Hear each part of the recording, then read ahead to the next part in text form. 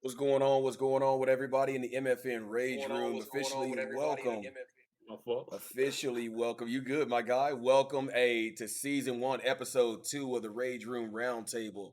Hey, we have a special guest on the show. Before I introduce him, I am going to be your host, MFN Sp00by. That is MFN underscore Sp00by. We have a special guest on hand today. I'd like to introduce Mr. 100 Watts to Fly. Mr. 100 Watts, please say hello to the people and officially welcome. What's happening? What it is? I go by the name of 100 Watts, and I love those that love me. There we go, yo. There we go. There we go. So first and foremost, I appreciate everybody. Make sure y'all sit back. Hey, put your feet up because we getting ready to have a whole good time up in here. We ain't gonna waste no time. We getting ready to dig in deep. We gonna get ready to know this gentleman, man, who's been locked into the Rage Room. He came in asking questions, so finally I get to interrogate him a little bit because my man has been asking questions since the day he found me, and I love it, man. I love it. I love it. I So love asking the chat random questions too. That's beautiful as well. I love it, man. I love it. And believe it or not, I actually spoke with No Law 63, man. When you do that, ironically, man, I love it because I love the way that the people respond to you when you do it. You know, I truly do. Um, our very first question that we got to ask, man, is who is 100 Watt to Fly, and what is your motivation, man, to put you into the stream world and to be a content creator? Uh, who I am, I guess to give you a simple answer, like dad of three, um, uh, United States Air Force veteran. Um, I done did almost anything you could think of. I done had all kinds of different hustles, jobs, um, and I find that my comfortable space is being in front of a microphone. I learned that when I was about in the eighth, ninth grade, and I've been writing music since like the sixth grade, right?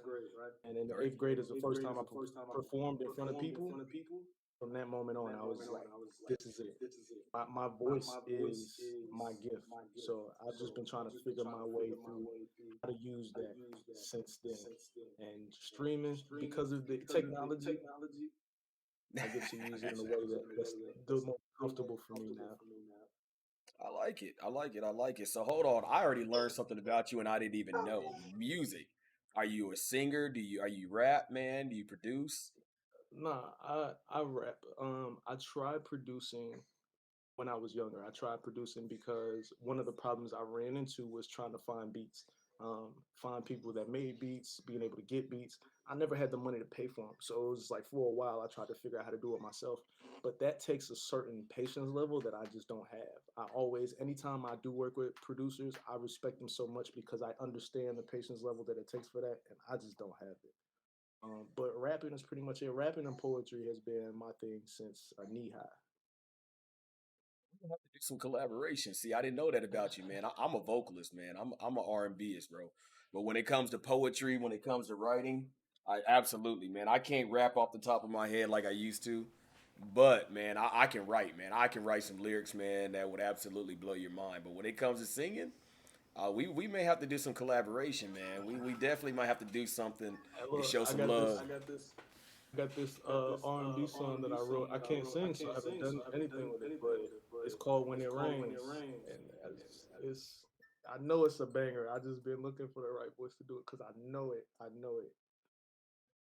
No, let me know, man. I would love to sing just one more time. I have not done anything. I used to run my own studio, believe it or not. I ran it. I mean, man, so many people, man, I did work with around here. And I ended up actually getting rid of all of my studio equipment because I had to put my family first. Me and my wife, we faced some trials and tribulations when we just had one child.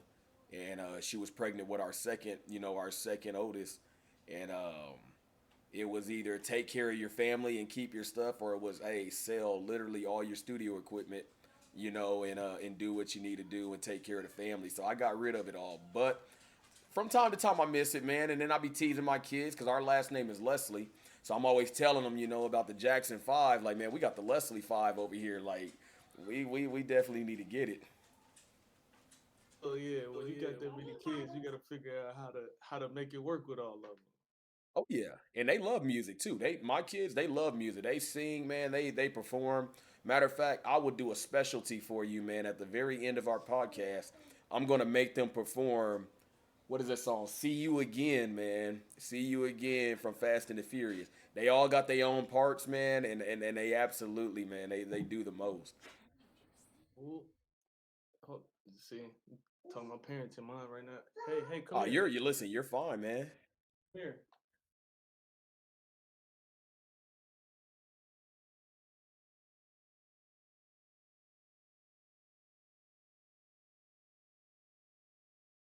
So All right, all right. this is gonna be my first question for you. So I'm gonna name all. I got a couple of questions that I want to ask you. Definitely want to put you on with the community and things like that. Things that they may be wanting to know. So anybody that's in the Rage Room, that is tuning in, to 100 watts, YouTube, anybody, you have questions, please make sure to ask them. This isn't a one-way street. Watt, if you have any questions, man, for me, you can ask questions to me as well. But I do have some. Some of these are going to be repetition just for the fact that this is season one, and I kind of want to see where your mind state is, opposed to our first guest, which was Evil Gods. And so, first question that I'm just going to dive right in, man, is you being new to streaming. What are some things that you do different in your community or stream that sets you apart from others? So what sets me apart from others? Right now, the best answer I can give you for that is my willingness to show my group that I'm growing. You know what I'm saying? Because I don't know everything yet. Um, it's a lot that I'm still trying to figure out in terms of like the technical aspect of how these things are done. And once I can figure that out, then that's when you're gonna be able to get more of my personality. You're gonna get a little bit more of who I am as an individual, in terms of streaming video games and stuff like that. But anybody who does tune into my YouTube page, like the conversations that we have over there are so personal. It's really about getting to know somebody and really getting to understand their opinion about certain things. Really getting to try and figure out the mindset behind a lot of people. So I think that probably sets would set me apart a little bit. Okay, okay, okay. Hey, and by the way, because I didn't do this prior to, if you have a link for your YouTube channel, if you can shoot it over to me, I will make sure throughout our, our conversation, you can post it in the chat room in the stream, and I will make sure that one of our mods is continuously, posting it. Rage Room, y'all know how I feel about it. It takes a community. It doesn't just take, Twitch. My man is a YouTube sensation. uh, listen, listen, man. In all reality, I gained a lot of love for this guy right here when I tuned in to his podcast when they was talking about sports. Because a lot of y'all know, man, that Spoog is a sports head, and then a lot of y'all don't want to talk sports with me. So when I get with like minded people in that manner right there, we try to do the most. We definitely try. Yeah, man. And see, with my platform in particular, I have four different shows that we're running right now.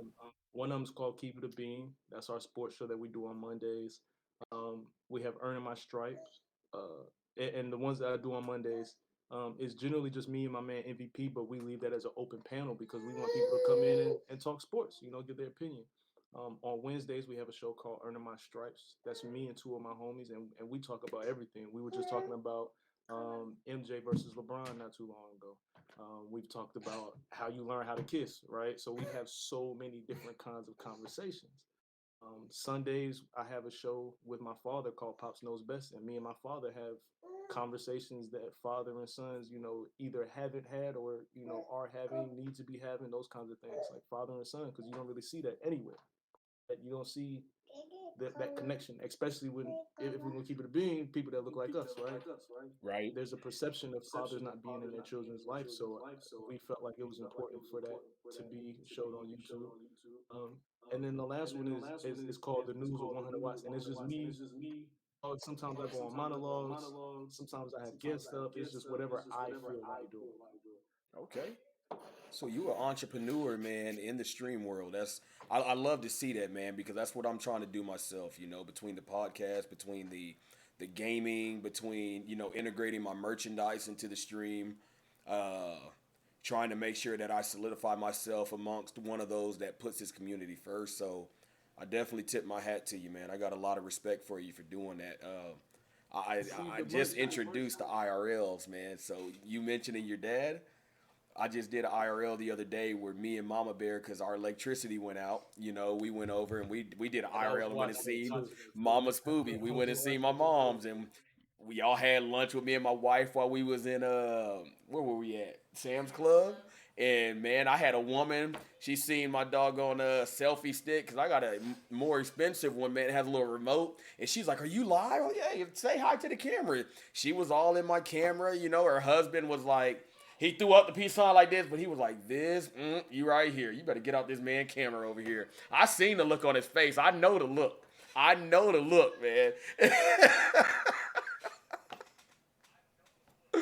Oh man. Most of us have been there a time before, Yeah. at least once in our life. So, So my next question that I got for you, man, we're gonna talk about games a little bit. What is your favorite game if you had to put it into play of all time? Like that game. I'd have to say 2K. 2K? I'd have to say I'd have to say 2K for the simple fact that of any game that has ever been created that I have ever played, that is the one that I have spent the most amount of time playing, You hands just down, answered without another a question. question. You answered another question, so I don't even ask you about what game you have spent all that time. Okay, so we killed two birds with one stone. Any particular year on 2K? um, I don't have that kind of nostalgic effect on video games, right? So I just play whatever's going on right now. As soon as 23 come out, I'm gonna get that one and I'm gonna play that one just as much as I played 22.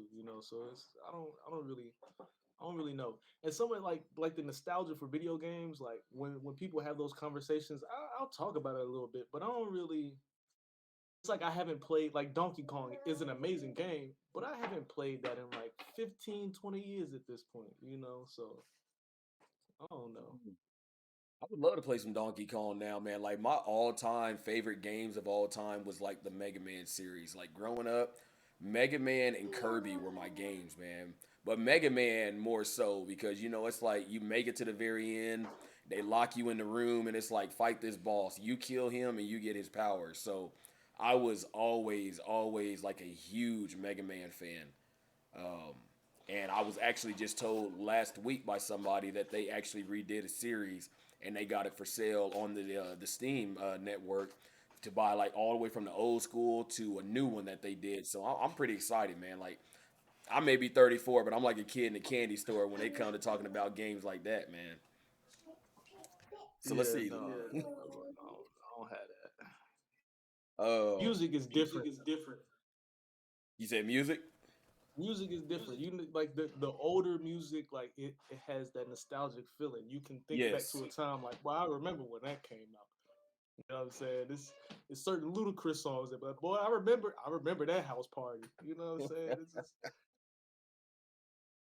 I do. I respect that, man. Music, I tell everybody and anybody to tell you, man. I say I love old school versus new school, man. Like when it comes to rap, like 2006 and before, I love rap, man, from 2006 before. There was this whole generation from after that, man, where everything started to sound the same, man. Everything literally was the exact same thing to me. And it seems like it's finally getting back to there being like a diversity amongst music where it's not all the same and everybody's starting to show, like their different sides. Like Kane Brown. Until my wife told me, I never knew because the first time I actually paid attention to who he was the song with him and Sway Lee and what's that song? Be Like That. And like I heard him and I was like, I like the song.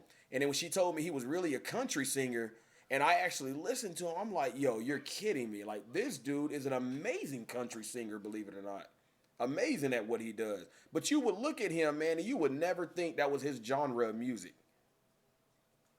Yeah, it's some music sometimes can surprise you like that. It can sometimes Yeah. surprise you like that. Feel that, man. So we gonna move on to the next one real quick, man. So You threw a loop on me real quick, huh? got to, man. Got to. We gotta keep it interesting. Gotta keep it interesting. So let me ask you this. What's a game you thought that you'd like, but you absolutely just hated it once you tried it? Ooh, ooh. It's a game. Ask the question one more time. Are you good? What is a game you thought that you would like, but after you played it, you hated that game? Like it was nothing what you thought it was gonna be.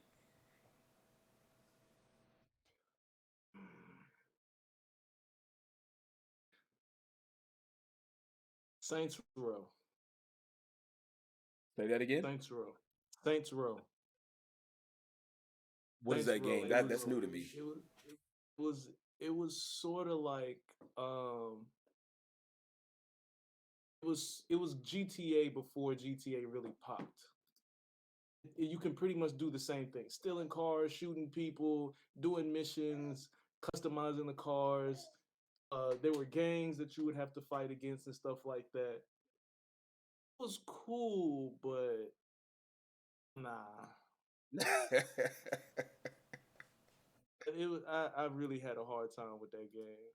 I mean, and the thing was, I had two younger brothers, so and they like playing games too. So every game that we got, we played it to completion. We beat all of the missions, period, no matter what. Hmm. You know what I'm saying? So we beat all the missions.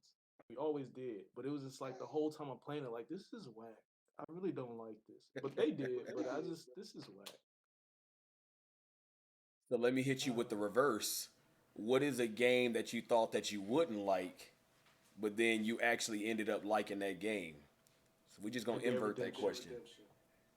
Red Dead Redemption. It's ironic that you mentioned that game, man, because I actually have people that want me to play that game.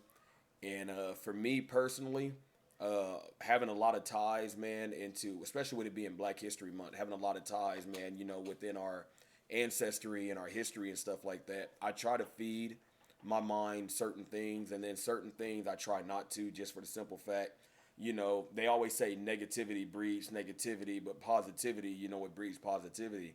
Um, Red Dead, my biggest issue with that is the video game and having the Ku Klux Klan on the game, man. And like some people are like, "Yo, that's the best part to me because I get to."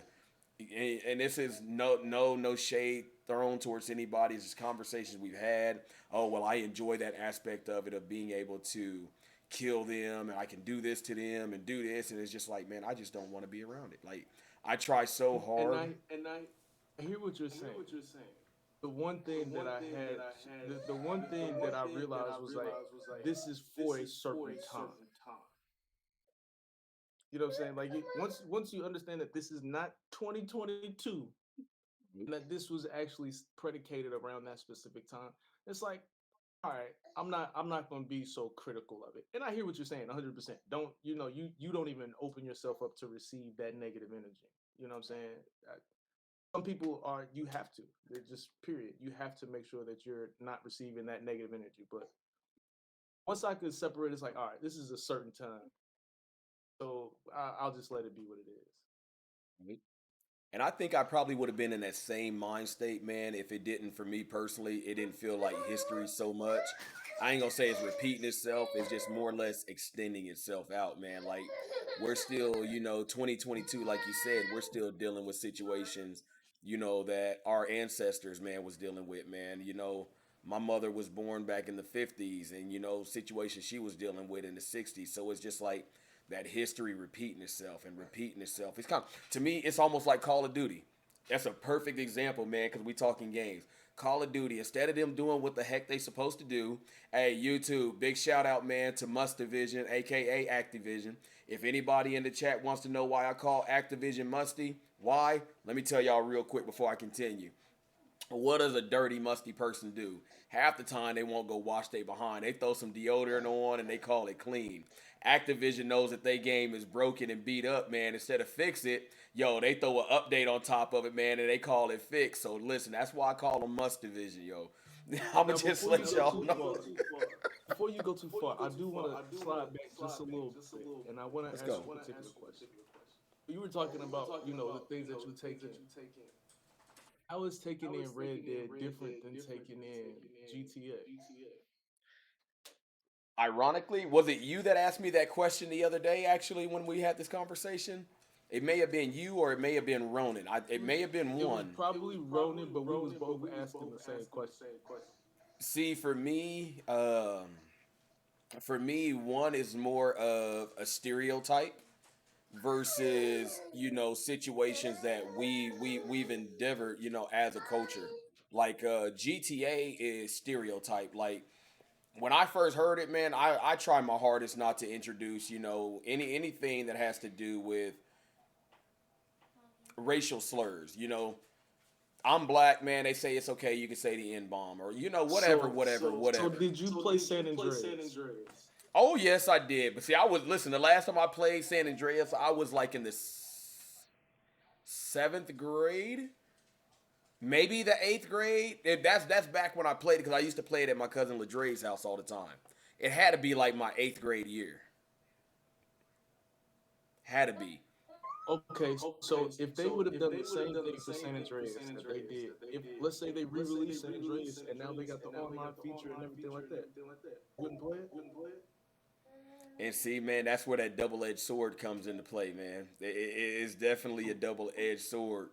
See, now we get into that white people versus black people using the N word. Yeah, and that's exactly it. That's why I said it's definitely a double-edged sword. Either way you look at it, it truthfully is, man. Because there's no right or wrong, to it. But yeah, I definitely used to play it, man. I used to play it back in the day. That's the game that I probably played the most, like just based on like the recency, right? San Andreas was out. That was the game. I other than 2K, I probably beat that game like 4 times. You know what I'm saying? Yeah, I used to love that game. So I don't know, man. Just sometimes you gotta separate the art from the artist. that is true. Sometimes we pick and choose when we want to. That is true. Listen, and I respect it, man, because you are not within the last 2 weeks. You are not the first person to ask me that question. That's why I said it was either you or it was Ronan. It was one of you two that I knew y'all was hammering me about that question, man, about Red Dead Redemption. Yeah, because and since we're sitting here talking about it, I do want to give you your flowers. I want to say that you're dope for what you're doing in your streams. For anybody, because for my YouTube people that doesn't know, if you go over to Twitch and you hop into that chat, there's a certain combination that you can throw together commands. And this gentleman here has exclamation mark BHM, exclamation point Black History Month for those that need a second to catch up. And every day you change it to a different Black History Month fact. And it's not the stereotypical, Rosa Parks was arrested on this day for it, it's not that. It's the kind of facts that you're not gonna learn about in school for Black History Month. If you wouldn't mind, if you could tell us what it was for today, because I did hit it when I jumped in, but I don't want to misspeak because you are Black man of Black history. Absolutely, man. Today was about Ruby Bridges. And I'll read it. Ruby Bridges was known, for desegregating schools in the South. It's only 67 as of today. In 1960, and I'm just reading what I had in there. Ruby Bridges became the first black student to go to an otherwise all-white elementary school in the South, and she made history that day, and she's still alive till this day. Like I said, living into the age of 67. So I appreciate that acknowledgement, man, because as you said, this is the type of knowledge that you will not get, going to school. This is the type of knowledge that, certain demographics, they don't want you to know. They want you to know as much as they want you to know, not as much as your mind and you can retain. They don't want you to know that much. You got to go out there and do the homework, do the legwork, and learn it yourself. I just think it's dope that you do that. Definitely wanted to make sure that we Appreciate shouted that. that out. You know what I'm saying? Um, So, is what was the idea behind doing that? honestly, man, I'm connected to Black history, man. I was like most people in America, uneducated to all cultures. As in being a black man, and when you ask me about Black history, and I can't tell you anything past Malcolm X, or Rosa Parks, or Harriet Tubman, or Martin Luther King Jr. Because that was the basis of any school. If any school in America was different, I'd be enlightened to hear it. But I've lived all over as a military brat, and that is all I have ever been taught my whole life. But I wear shirts all the time, especially Black History, that says I am Black History, because my grandfather was an inspiration to the black man and to the black woman. He lived his life, for culture. Everything that he did, man, he was the leader of the NAACP out here in the state of Oklahoma. He was a heavyweight boxer back in the early 1900s, went by the name of Lobo, which meant Black Wolf. Um, he led, man, a civil rights movement here. I watched a video of his passing when the mayor had it on the news, and seeing my mother as a kid marching with her picket signs next to my grandfather. Like, I mean, like, it's powerful, to know that, that gene pool is with me. And the fact of it still carries on. Like, they renamed, they call it the South Side, man. Lawton View is what they call it. The quote unquote what you would call the ghetto out here. They renamed it's Roosevelt Street. They renamed it after my grandfather. It's N.H. Jones Avenue now. I remember being there, and when the mayor cut the tape, for my grandfather, like, he left that legacy. Um, his church is still standing. It's still going strong.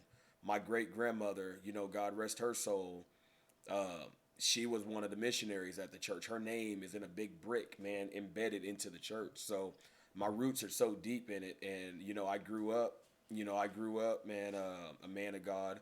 I'm still a man of God, and I used to always get told when I went to these church conventions how much I reminded, the old heads and the pastors and things of my grandfather. And I've just always wanted to carry on that torch because he lived his life for others and not just himself. So it's just great motivation, man. When you learn that you can live for others, and you can pave the way, and you can set a foundation for growth, for people that feel like they didn't have any hope, when they were down. I mean, I've carried it over from mentoring to coaching.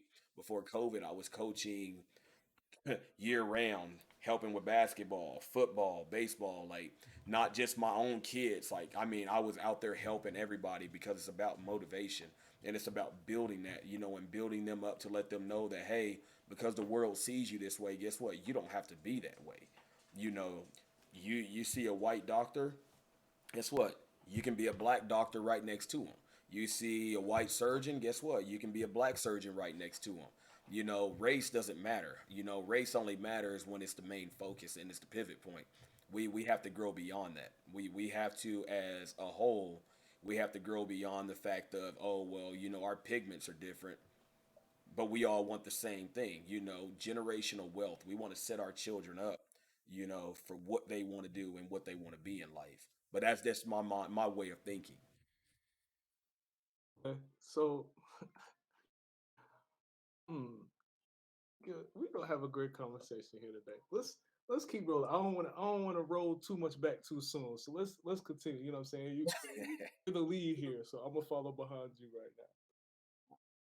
Keep it going, man. So we gonna get into some funny answers now, man. We gonna get into some funny answers.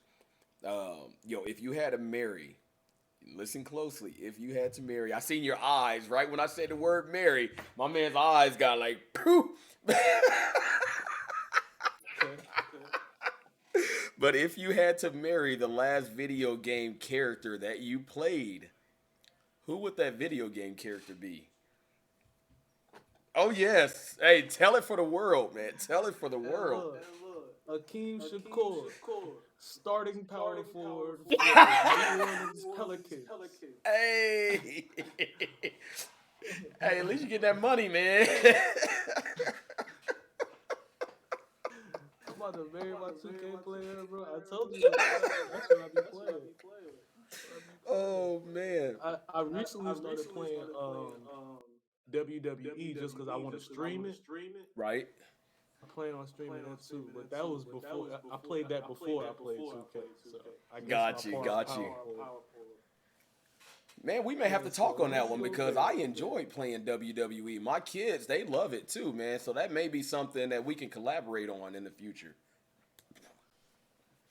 If you don't mind, one quick second. I do need to shout my chat out real quick because it's getting crazy over here. I want to show some love real quick. I want to give a shout out to Mr. Best in the World. Appreciate you pulling up. Over the top WME. I appreciate you each and every time you come through. My man Danique Anthony, you always here clutch for me. Appreciate you pulling up Quantum Love. You know you one of my favorite people on the internet. Thank you. Edison team here. I know you over on the Twitch too, man. I know you hopping on both. We appreciate that. Okay. You can't fool pops. I appreciate you pulling up too. Red lipstick vibes. You stay dangerous. All right. Hey, All right. are you good, man? You're good. You good. This is a community around here, man. This is a community. So we gonna move on to the next one, man. So this one right here, man, is a little bit easier. Have you ever had a crush on a video game character? Oh, video game character. Damn. This is about to sound real sexist, but I don't really play too many video games with females in them. Yeah, not even listen, not even Mario back in the day with Princess Peach. When Mario used Nah, to man. take her in a little castle, man, and you was a little hormonal kid wondering what's going on behind them brick walls, bro. DJ, do it for me, doc. Not even Mortal Kombat, huh? uh, it was just it was something about a chick. You know, most of them was weird. You know, they had the veil over their face and they was ugly under it. Uh, then I forgot. See, I forgot what her name is. Shorty that came with Jax. You know, said she had the guns and shit. What's her name? Sonya. I'm probably thinking of Sonya? something the wrong name. It's probably the wrong name. I'm just saying, like I don't know, man. And see, and the thing about Mortal Kombat, and my brother, he has a photographic memory. Okay, now for those that know what I'm saying right now, when what he would do is every time we get one of those fighting games, would go to the move list. He would literally just sit there and stare at it for like 5 minutes, just the entire move list. Give him 5 minutes, he mastered everything. It was no point playing those games with him. Oh yeah? It was no point. Even still to this day, he's the reason I don't play Madden now. He would play the game with me. The first quarter, I'd probably be winning, but by the time halftime comes, he would look at me and say, "I know exactly what you're doing." He memorizes the coverages. He memorizes the formations for what you're gonna do on offense, the signals that the quarterback makes for audibles and stuff. Like his memory is crazy. So Madden and fighting games, no. He said no. 2K, that's probably why I like 2K so much because sometimes that's about chance. That's about me getting the momentum. Maybe I get a couple of blocks back to back that swing my way or something. But Madden and fighting games, I don't play those. I can respect that, man. I can respect that. Let me see, man. Your opinion. So, in your opinion, man, what is the best video game console out there? In your opinion. Ooh, 360. You know what, man? I would actually have to agree with you, man. And the only reason why I gotta agree with you is because, man, I think anybody in here can agree with me.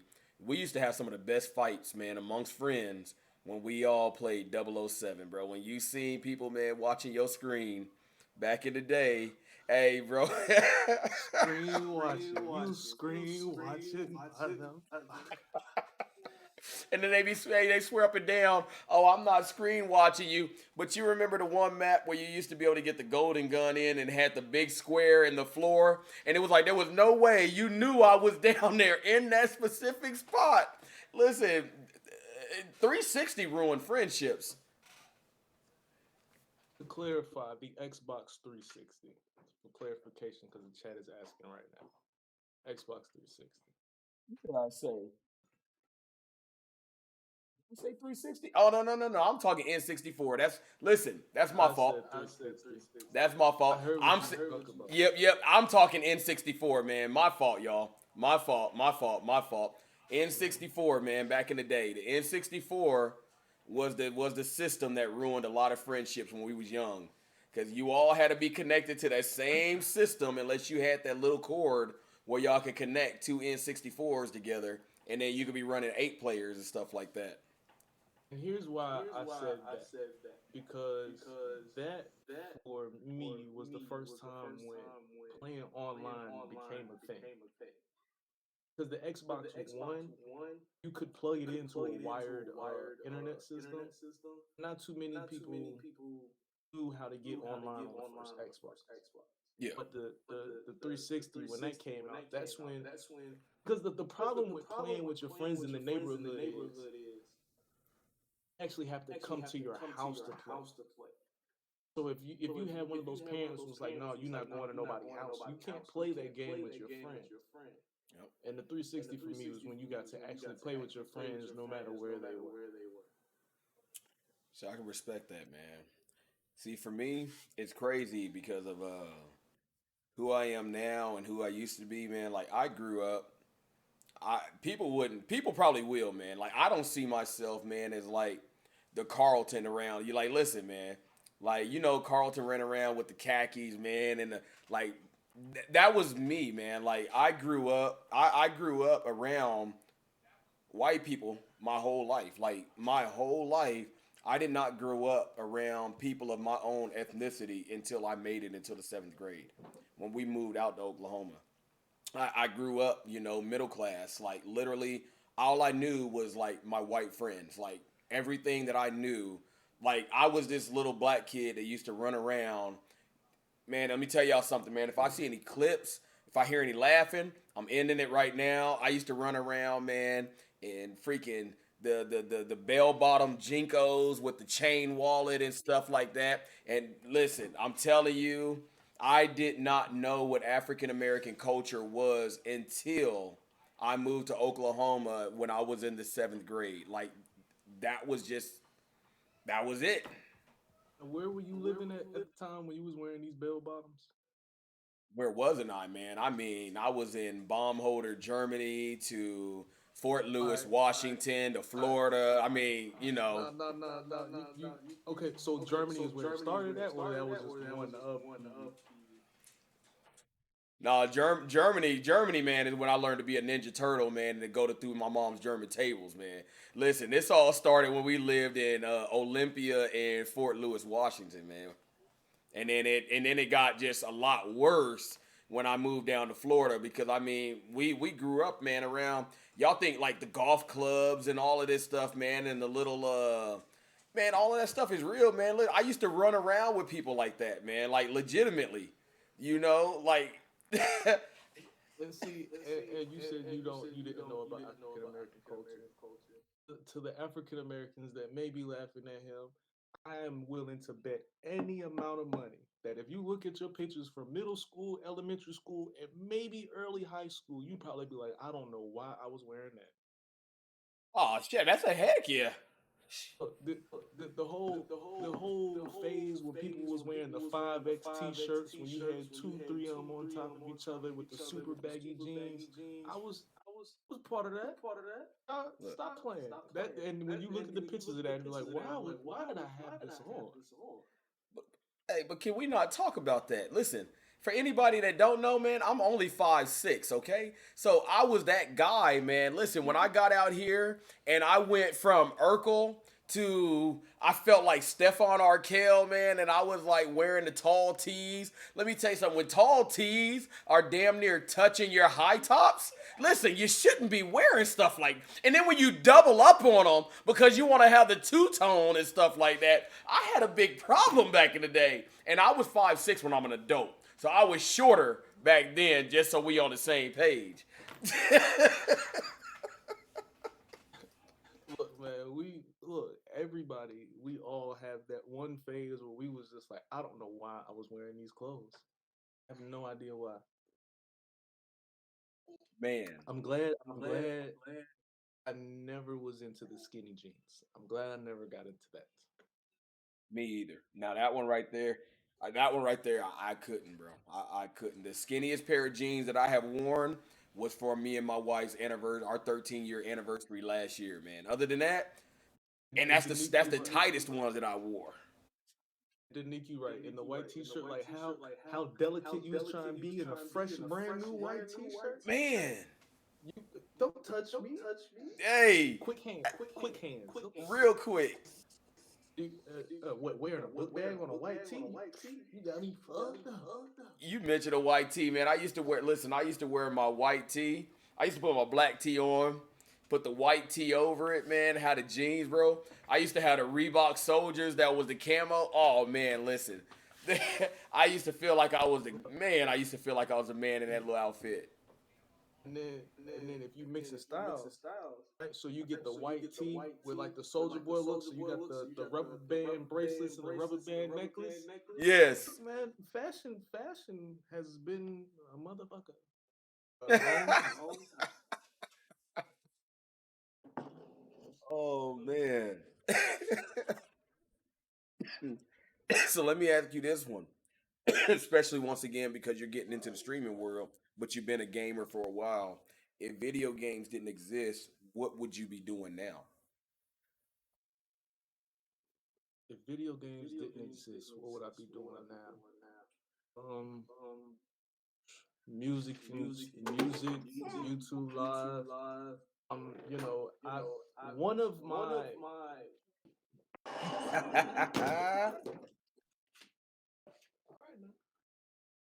of my one of the things on my bucket list is having like a show or a little bit of time on ESPN.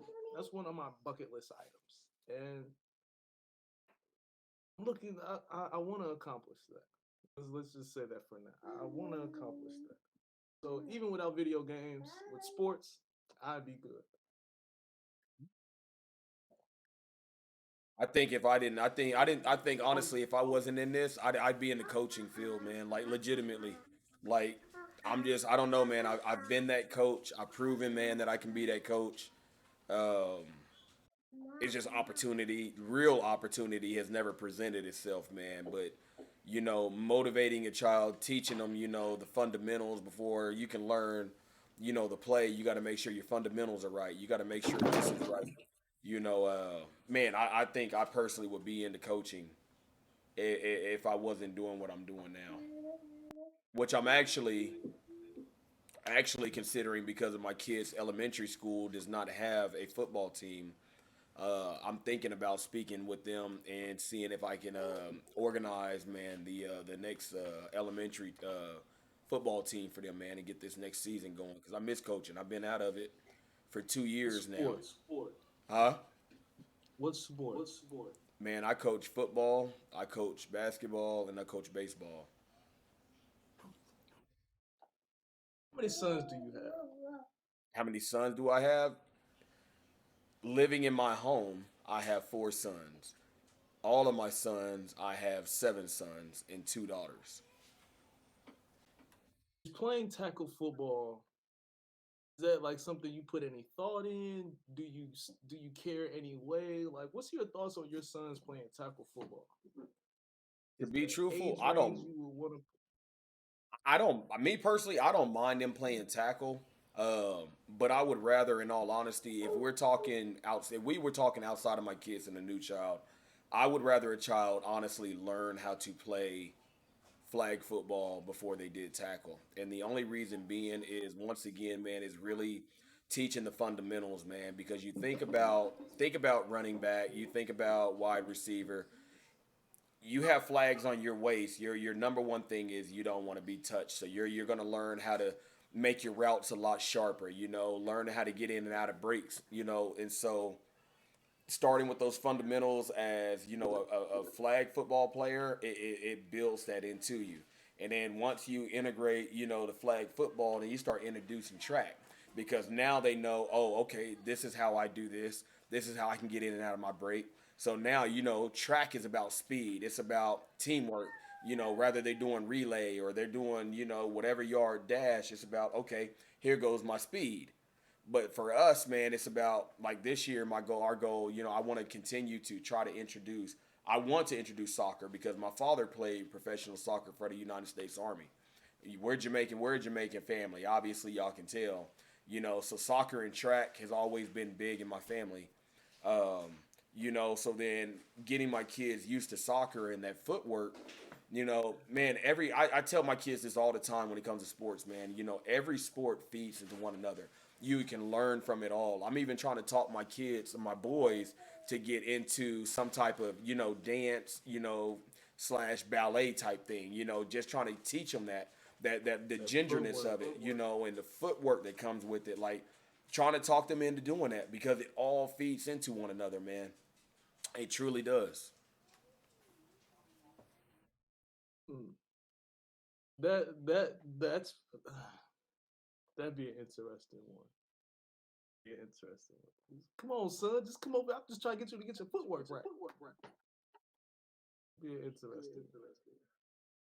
It is, man, and I've got Coaching, one son that is. Oh, go ahead, go ahead, go ahead. There was an overlap. but coaching, that is an amazing thing. I have a small amount of experience. I've coached baseball and football for youth when I was in the Air Force. So I don't have much experience, but even during that time, it was enjoyable. I enjoy it, and just seeing the kids go from how they come in the beginning of the season, and after they make friends and get comfortable and learn the craft and everything, by the time the end of the season comes, that's amazing to see. Hmm. Uh, but my oldest has been in cheer and dance since she was like 3 years old. So even watching them, the girls that she dances with when they come in at the beginning of the season, after them days of getting beat down on the track, it's just like they all hate it. But then at the end of the season, it's like, thank you, coach. Like what you did was amazing. All the kids that I've seen go, get scholarships and stuff to go to college from the time that they put in those practices. It's always an amazing thing to see, and because you're giving a kid, like, you're giving a kid an option. Exactly. It's better than not having any. You know what I'm saying? So I think I coaching respect is that. good. I respect that, man. So, so here we go, man. We gonna keep them going, man, because I'm coming up to my favorite part almost soon, and you know where we coming up to. So, if you could I have hope one I don't get power, canceled. if you could have one power of any video game character, what would it be? I could have any power, any video game character. What would it be? Hmm. It would have to be of any character. So on most of these games, there's some form of rejuvenation. Yep. That would probably be it. See, You you in gonna my hear my health inner now. fat side, man. You gonna hear my inner fat boy in me, man. You didn't know me, man, when I was hefty, man. I'm down to 180 now. When I started this streaming career, man, I was like 213. Think about that, 5'6" and like 213. I was a big boy, man. I looked like I was the third Eminem brother. Honestly, if you know the Eminem boys, man. That ain't that ain't an easy shift. Nah, it's not. It's not. But I'm gonna channel my inner fat boy, man. Because if I could have one power, man, it would have to be Kirby. Hey, listen, because that mother sucker could I eat remember when anything. you said. Hey, he could eat I anything. Hey, that remember. man didn't have heartburn. He didn't have no. He didn't have no issues, man. Because when you said I'd be Kirby. Kirby. And then you explained it. It was like, oh, okay, all right, that makes sense. Kirby.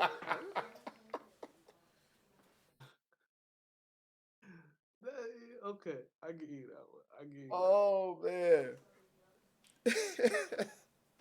Man, if See, I feel the judged, same, and my answer for that was a little different than the question that most people ask, right? If you could have any superpower of like a superhero, right? My answer to that has always been mind reading. I don't want to control your mind. I don't want to trick you into doing stuff. Just me as a person, I'm very intrigued by the way people's brain works, like the thought hmm. process you go through. Like, oh, you really believe that craziness that came out of your mouth? Sometimes that's different than I want you to believe it. Like I'm hoping to lie to you to get something.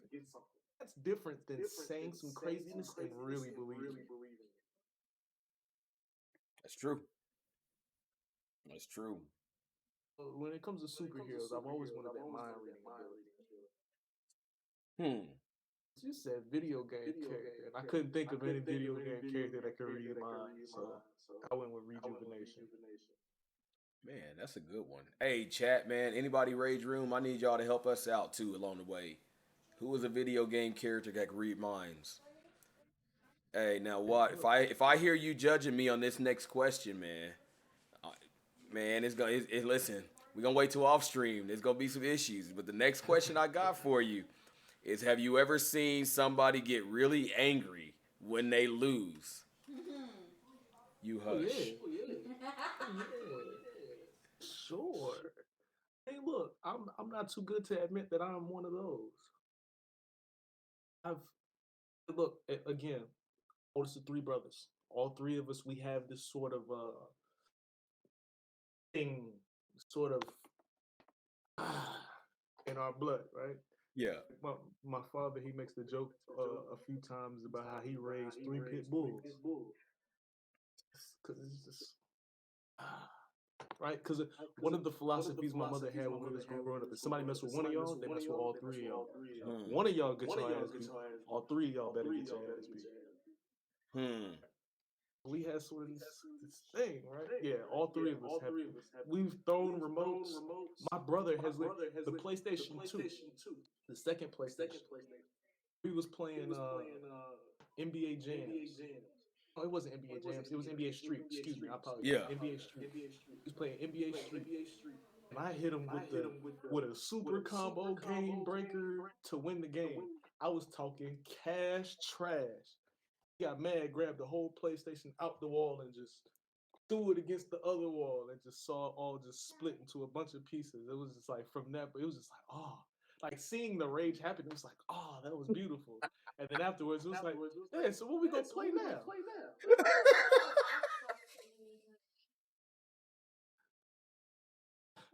Yo, why you made my day, man? Because you are better. You are so much better than everybody that's in this chat. Because I knew they was gonna say me with that day question, man.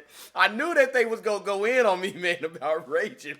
You are so much better than all of them. I want the world to know that this man is better than everybody else over here right now, yo.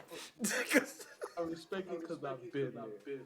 Anybody that say they haven't been there either don't play games enough or is lying. Yeah. Oh, I'm so weak, man. What's your wildest rage moment, bro? What's my wildest rage moment? The wildest rage. My If the chat wildest going rage in on moment. you like that, and I know Mama Bear over there, she was over there laughing as soon as you asked the question, so She's she staring know at me what. right. Listen, you can't see her, but she giving me that eye right now.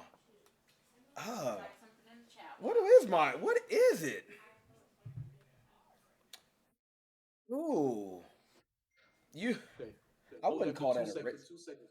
Hold that for 2 seconds. Let me grab a paper towel. I'm coming right back. Oh, go ahead. Go ahead. Go ahead. Oh, I need help with this. I need help with this.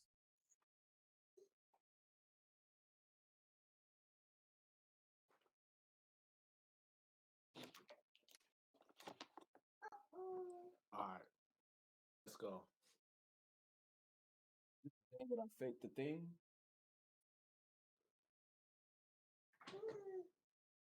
Oh, nobody knows what I'm talking about. Let me see. Man, Was it on I honestly, stream? Was it before you answer? Was it on stream?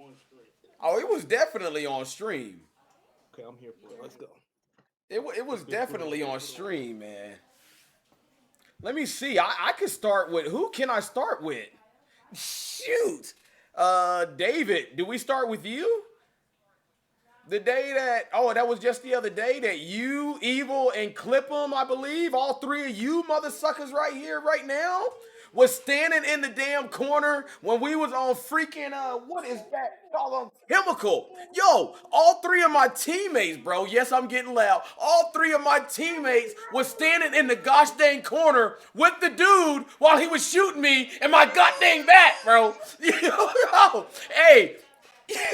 What? This is why I got so mad, my guy. This is why I got mad. Because I have tracker on and I seen the red feet footprints on the ground. And I'm like, why is my teammate's footprints red?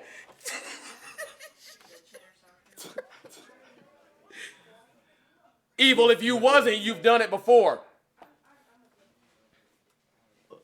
those rage moments are amazing to see. I love them. I love them. It's beautiful. You get to see the humanality in somebody because here's the thing for me, especially with streamers. Here's the thing. A lot of times it's about putting on a show. Right? It's about entertaining the people. It's Mm-hmm. about having a good time. All of that. I want to see you break character, especially when it's with you, because you try to maintain this nice, saying, hey guys, we're gonna have a good time today. Hey, Rage Room, appreciate you guys. Hey, coming in with them tig old bitties. You know what I'm saying? You try you do your thing. Give you that. Do your thing. But seeing you break character is amazing. Yo, when the hackers be like on top of your helicopter and stuff, be fucking your game up and stuff. Yo, it's amazing to see you break character. I enjoy it. Hey, I'll be trying, man. I'll be trying. Call of Duty brings the worst out in me. It brings the worst out. I think it brings the worst. So here's the thing. Here's a question I got for you.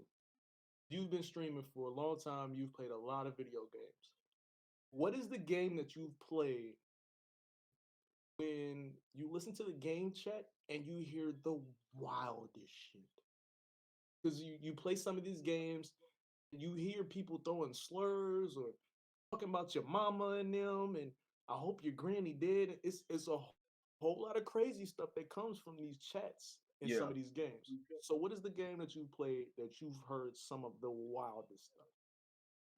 The worst that I used to hear had to be Modern Warfare 2 back on the 360 because they used to like the little amount of time that we get now like with Modern Warfare where you can probably hear like the def comms for like maybe what like 10 seconds, 15 seconds. Modern Warfare 2 back in the day, I don't know if you remember, but like when y'all were getting in the lobby and like say you were literally waiting on one person, yo, both teams were always chirping at each other. When I say Dave said some of the ugliest stuff, I said some of the ugliest stuff. Like I didn't believe half the crap that came out of my doggone mouth, but I said that crap, bro, just to sit here try to get underneath, get under their skin when we was playing the game.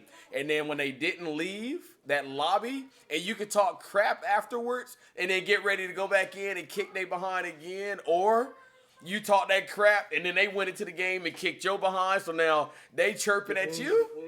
at the end when they're showing everybody's KDR and Yes. statistics and all that. Oh, I'm gonna give you a close second. Gears of War. Gears of War, especially even from your own teammates. I have heard some of the wildest stuff in the headset. You know what I'm saying? Like, better keep up, you ugly Negro. Wait, hold on, bro. We on the same team, bro. Why you hold on? I'm hopping out this game. I'm not about to deal with this. I'm hopping out this game. Gears of War, the first one, oh, it was so disgusting.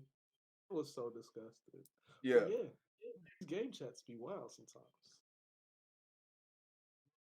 So Some of and it when get you under your skin.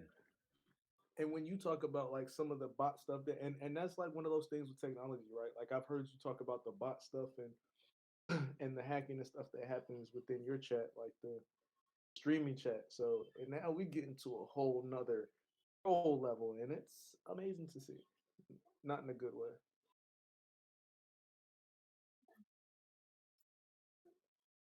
Mm. Oh, What was the first video game you played that you honestly, remember bro, playing? that I remember is was Ping, bro. I still got my Atari to this day.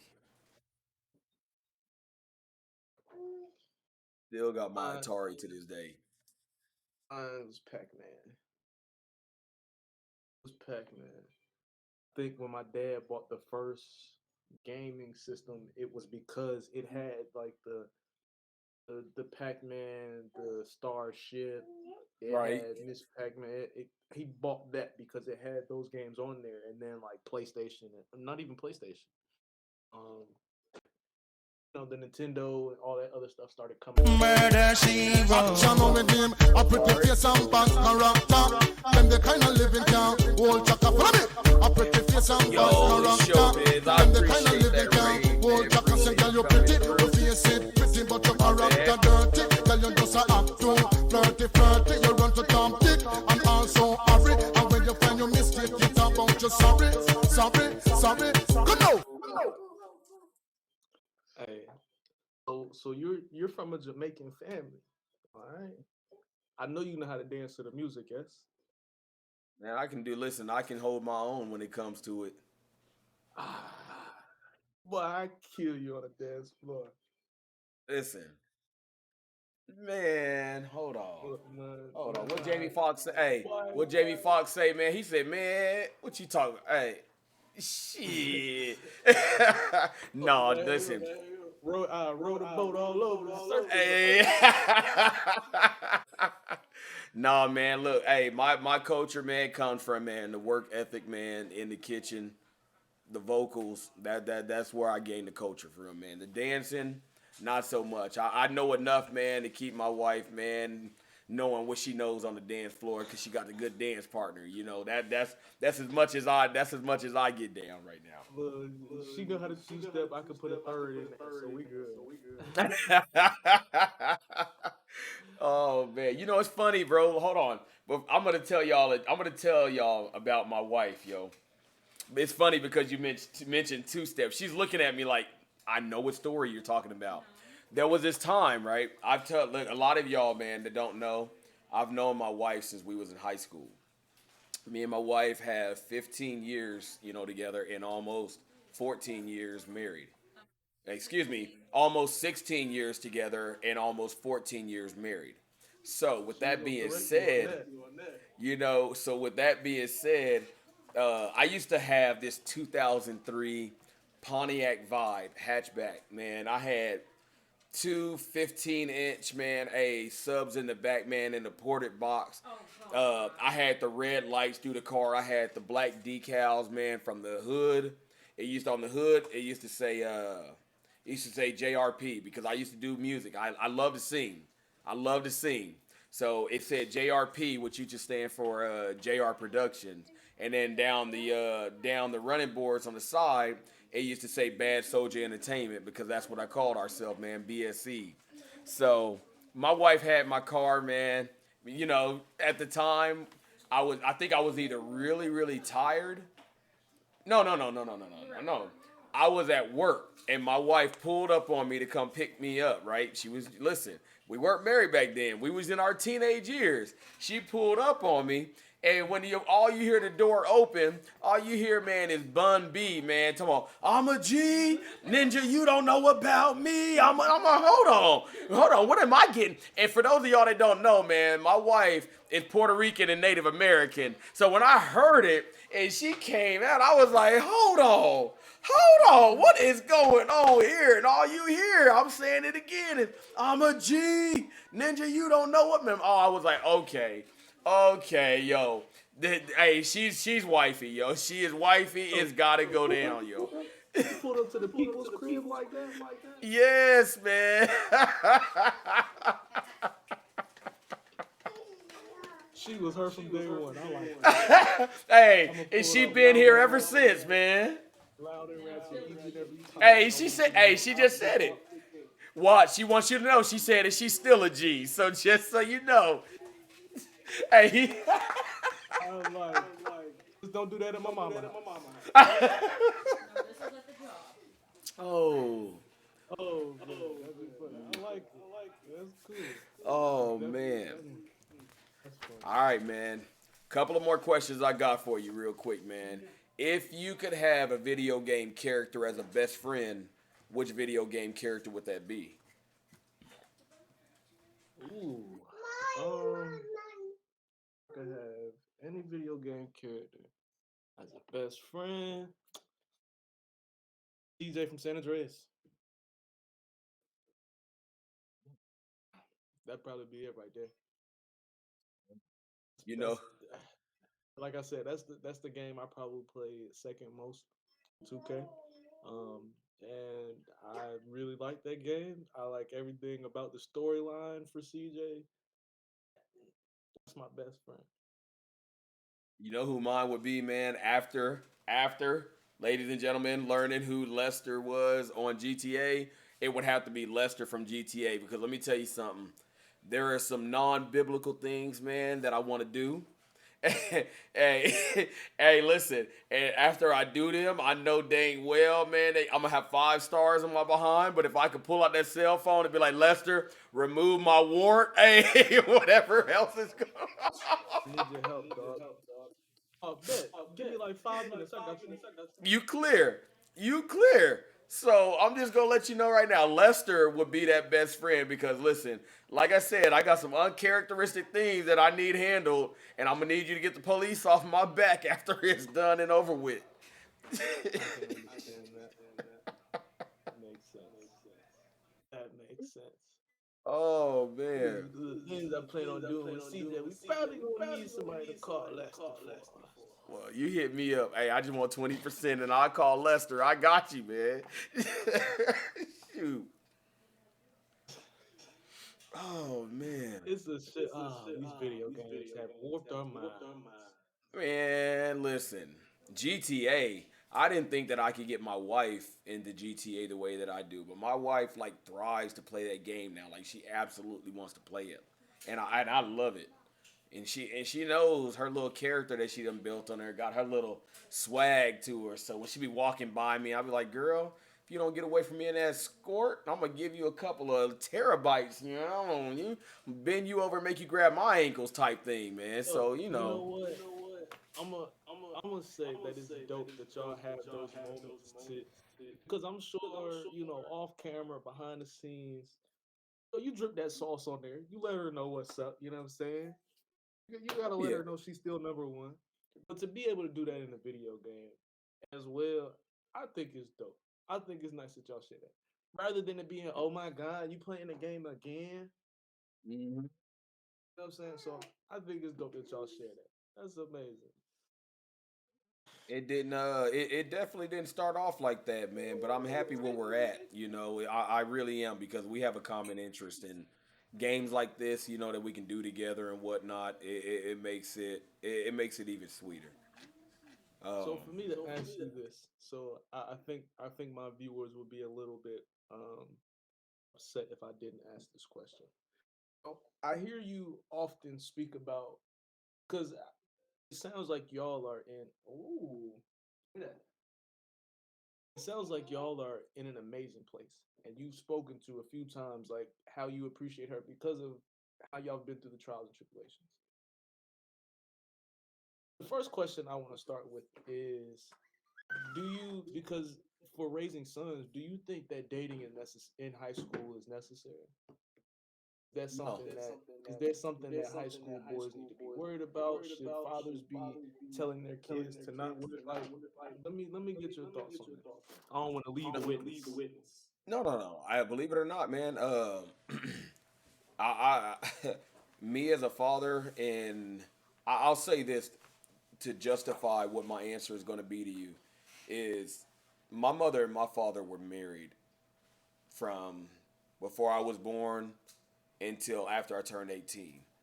You know, they didn't split their separate their separate ways, man, until after I was a grown man. So I say that, I think the best way to say it.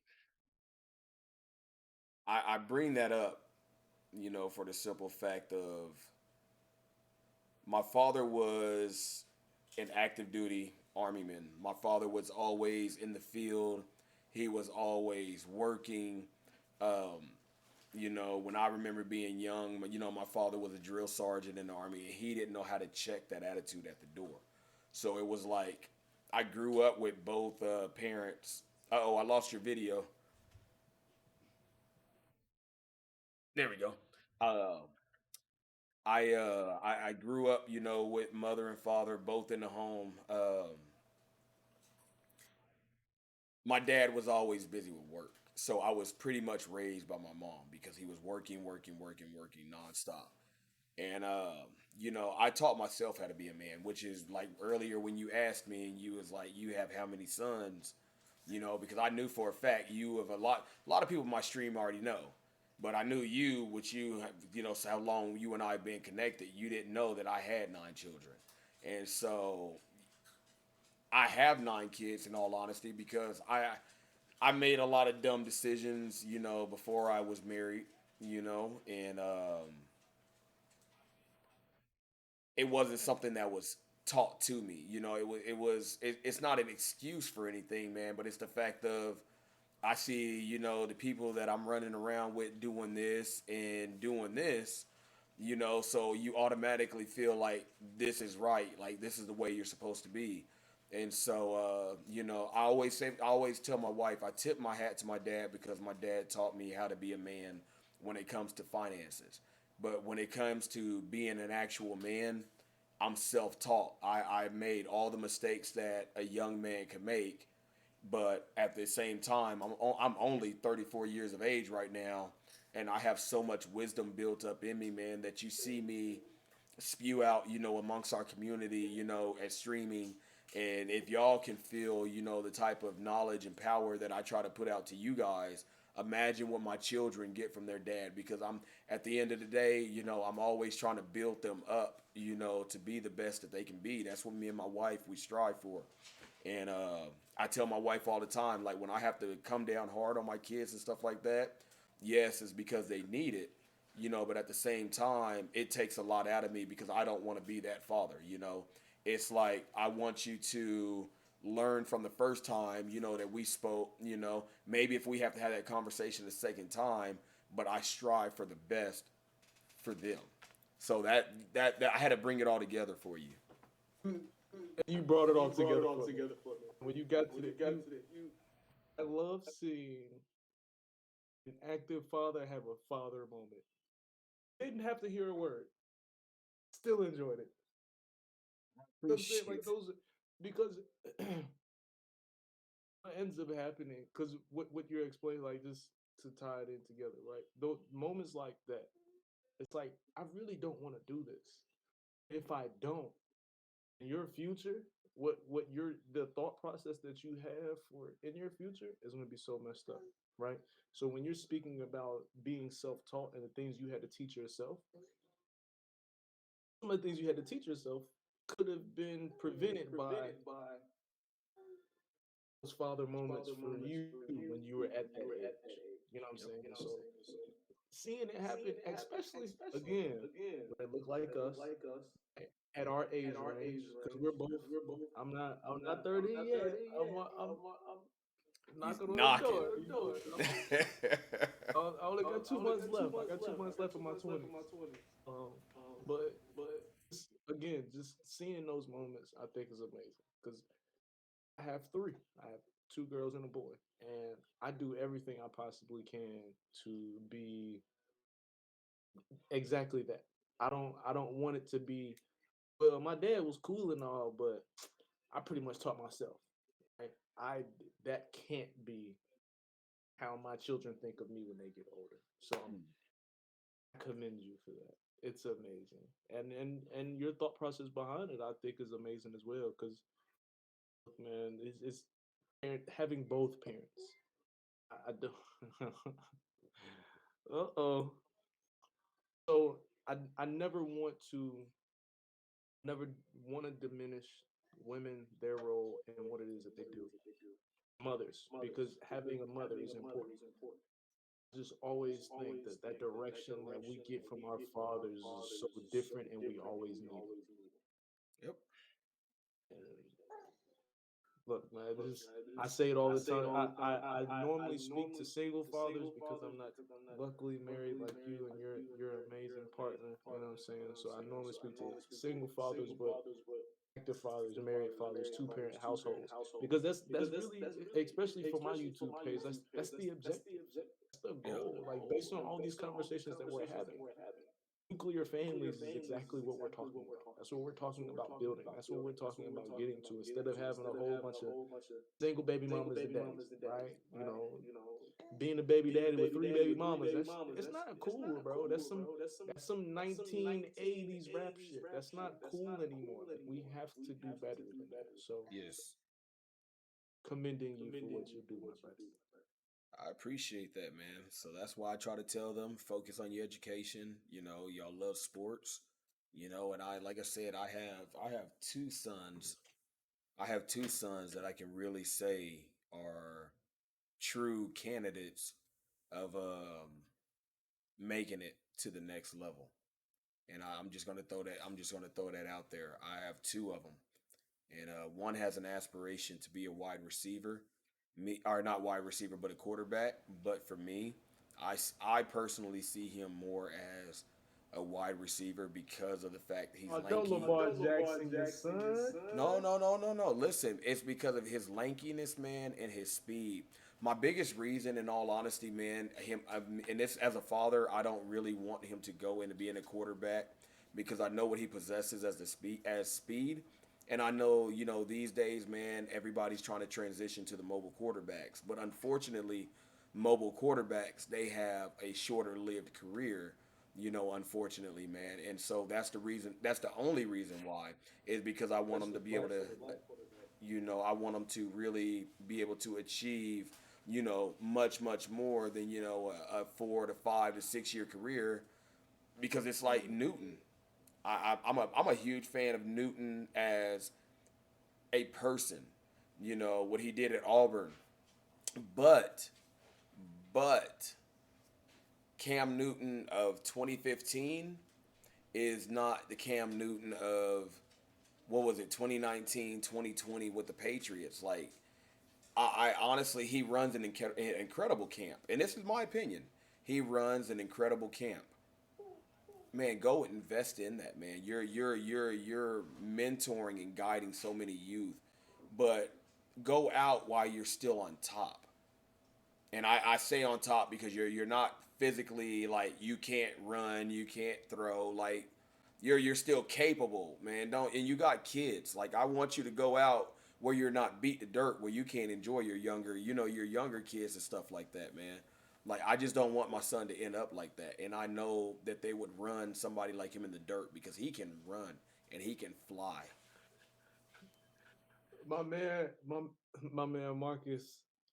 Shout out to Marcus, man. He said, well, basically said, well, just make sure your son get to a franchise with an O line. Hey, my wife said not the Steelers, and she's a Steelers fan. Not right now, man. Hey, I need your link for your YouTube again because I didn't get it. I'm trying to pull it up so I can see it. All right, let me run and get the other device. 2 seconds, run and get the other device so I can send it to you because she over Hey, and here if you on, can, just hey, whisper it to my bot account, man. That way I can pull it up on the other computer just so I have it. all right, I got you. He said, get him to a team with a good O line. Yo, I am so dead right now. Big shout out to you, Marcus. I don't even know who you are, but big shout out to you. I got you, baby. I got you, sweetheart. 2 seconds, I promise.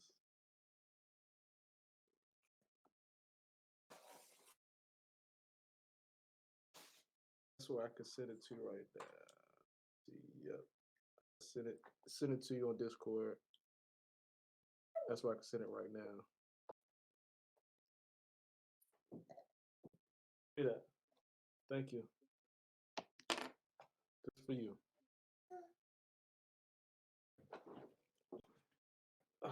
Man, I don't. Hey, chat, I just posted it under Yachty Boy. There's the link. I know some of y'all said you were looking.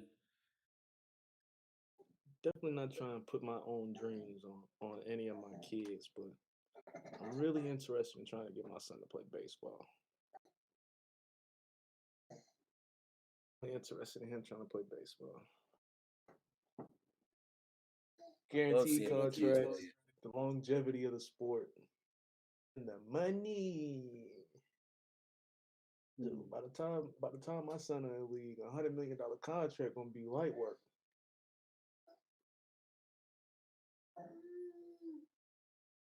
I was literally just telling my wife about that, ironically, because the whole ordeal that's going on with Kyler Murray.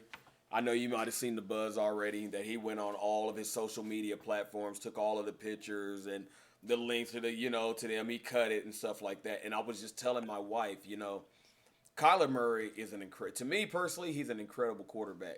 Being of a shorter, figure, man, and him being a shorter guy, and going out there and living these dreams out. I respect him 1,000%. But I was telling my wife, if I was personally in his shoes, I honestly would have went into baseball. Where else were you gonna be, man? The number one draft pick, man, for the MLB and the NFL. And on a financial standpoint, man, he would have been banking if he was playing baseball right now. And I think he wouldn't have to deal with so many injuries, obviously, of him out there doing what he's doing right now, always having to run from these bigger guys. Here's the thing, though. Not necessarily mad at what he did, right? Because getting the exposure in the NFL is a lot easier than in baseball. You can agree to that? Oh, yeah. Okay. He still made a nice chunk of money being in the NFL, right? Now he has the opportunity to be a two sport athlete. Because what's the chances of him going to play baseball first and then coming over to football? Right? So him doing it the other way around now makes him a two-sport athlete, builds his legacy.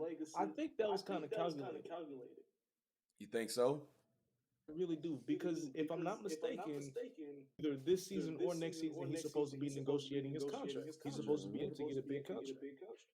So instead of getting another contract and signing up for another 4 years and getting smacked in the mouth in football, it would be easy for him to get a tryout somewhere in the MLB right now. You know what? You're smart, man. In all honesty, I didn't think about it that way. And even when he goes over there as a first-year player, he's gonna go playing he's gonna go from playing pro football to being a baseball rookie and still make a lot of money just based off of his name and his followers. He's gonna sell plenty of tickets. Any team that picks him up is gonna love it. You have a Kyler Murray night and sell bobbleheads. Hey. Smart man.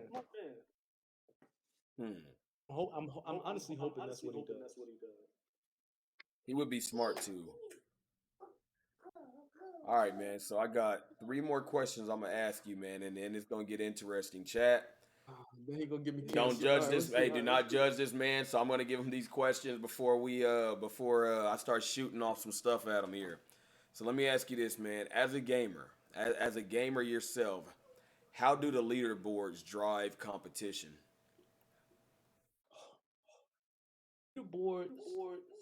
I think the leaderboards only drive competition when you're actually climbing. Once you get into that top 500,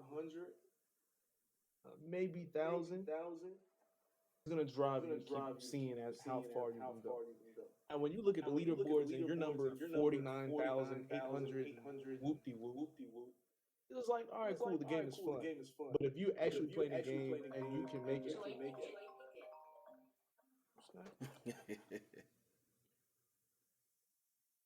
but once you're actually climbing the list and you make it high up on the list, then all right, I'm gonna play the game for an extra 2 hours to see if I can get a couple of ranks up. I'm gonna wake up an extra 3 hours early. You know what I'm saying? Now you got it. Okay. I think that's the only time it matters when you really have a decent number. I like it. I like it. So let me ask you this then. Why do people cheat? Why do people cheat in games? Ooh, sore losers cheat. Think it's just sore losers? Yeah, because anybody that has a problem with losing is going to do everything they possibly can to not lose. See, some of the like, I so there are some people that can take a loss and they be like, all right, I know what I did wrong. I do that again. You know, um, like 2K for example, right? I like playing 2K. You know what? I shot too many threes this game. I need to drive to the bucket more. So the next time I play, I'm gonna drive to the bucket more.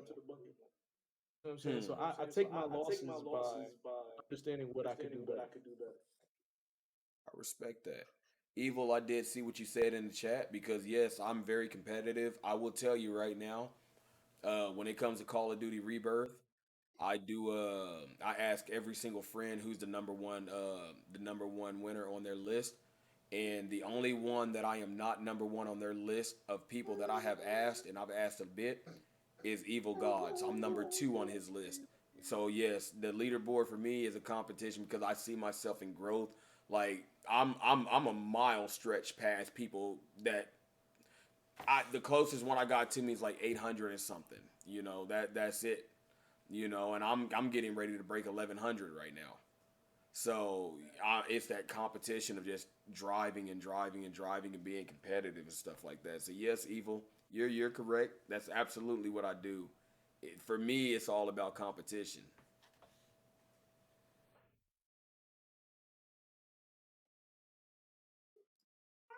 My man Marcus say, if you ain't cheating, you ain't trying to win. Hmm. Well, listen, hey, just so you know, hey, Watt, you can't say that about Bill Belichick because he done already got, hey, they done already hit him upside the head. But hey, at the same moment, we ain't gonna talk about Tomlin with his 20-foot feet. Hey, trying to trip my man on the sideline. Hey, when Hey, bringing up old stuff. We bringing up old hey, they both stuff. old. But listen, I can't throw just me under the bus without throwing Tomlin under the bus too, man. Cause Bringing up old stuff, man. I apologize. 1 second. I'm sorry. 1 second.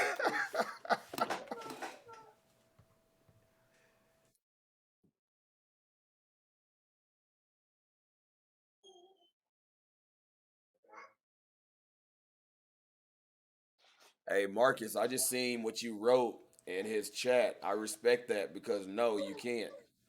You can't at all.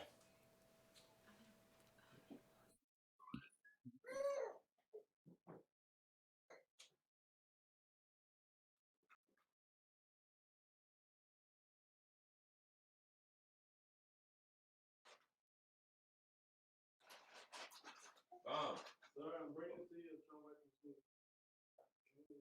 I took it from her because she was getting. What's wrong with it? What's wrong with it? Oh, you talking? Okay.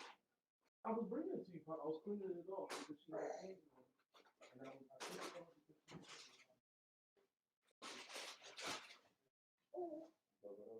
because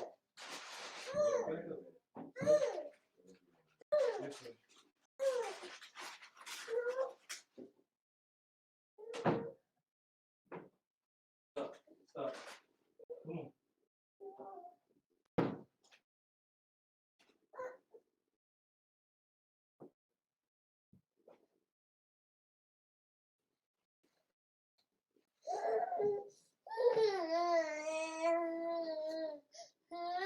I know, I hear you. It's okay. You're all right. There you go. Cherish them moments, brother. Cherish them moments. Kids. Love them. Don't always like them. All right, final two questions right here. How do you reduce toxic behavior and harassment when you're gaming? How do you say that? Ask the question one more time. How do you reduce toxic behavior and harassment when you're gaming? I'm the king of just tuning out. If you're playing online and somebody talking crazy in your headset, take the headset off. Mute them in the game chat. If somebody's on your social media, like block them. Like it's really not hard. It's really not hard at all. Man, I respect that, man. I respect that. I think sometimes we put too much focus in the negative and not focusing on the positive, right? For example, streams. Let's say 15 people comment and only one of them say something negative. I'm not about to spend my time focusing on the one person that says something negative. I'm gonna show love and tell all the other 14 people, I appreciate you showing up. Thank you for showing the love. Yep. Next time, what do you suggest I should do next time? Thank you for the recommendation. Like those are the kinds of things that I focus on. If you popping up with the negativity, I'll give you like on YouTube. You can give them a thumbs up, thumbs down, comment, or give them a heart. I'm gonna give you a thumbs up and a heart and keep it moving. I want you to know that I see your negativity. Yeah. But I didn't comment on yours. I commented on the 6 above you and the 4 below. Respect. Respect. Here we go. Here we go. Here we go. Here we go. Here we go. He trying to give me for my YouTube watchers. He has this fast around. He told me I only got 2 seconds to respond, and I told him many times, I give you the best I got. Hopefully, I won't get canceled. So let's see what he got for me today, guys. Yes, so y'all know Rage Room. Him and I are about to play a game. As he said, I'll say a word, and he has to say the very first word that comes to his mind. This is how I'm going to do you. I'm going to hit you with all the ones that I got for you today. Plus, because I will be bringing you back at the end of the month, I will be also having Evil Gods on here. I'm going to hit you with Evil Gods that I hit him with as well. And when we have Ice next week, Ice is going to get his own, plus yours, plus Evil's. And y'all wait till we put it all together and we see what everybody's responses was at the end. So we're going to start off with... so when I say a word, you have 2 seconds or less to say one word that comes to mind. All right. Let's go. We're going to start off with the ones I hit with Evil first. Childhood. Football. Sports. Correct. Habits. Green. Hilarious. Bernie Mac. Annoying. The oldest of 3. Rub. Say it again. Rub. Muscles. Big. Head. Little. Back. Snow. Trash. Banana. Break it. Karen. Tripping. Girthy.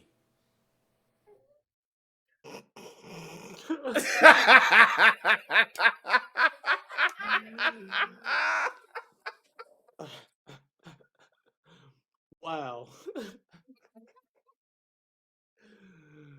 Snow. Snow. Freezing. Money. Gimme. Fun. Basketball. Eat. Pork. Vacation. Panama. Candy. Airheads. Habits. Weed. Booger. Nasty. Dream. Dream more. Shaft. Ooh.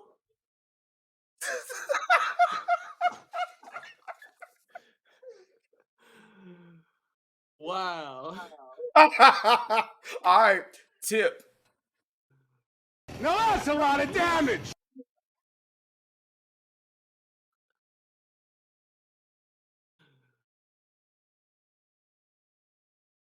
Word again is tip. Please. Glory. Interesting. Peach. Sweet. Lick. Anywhere.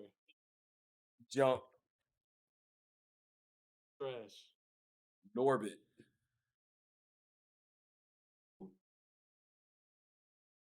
I didn't hear you. I didn't hear what you said. Norbit. Respucia. Hold on one moment.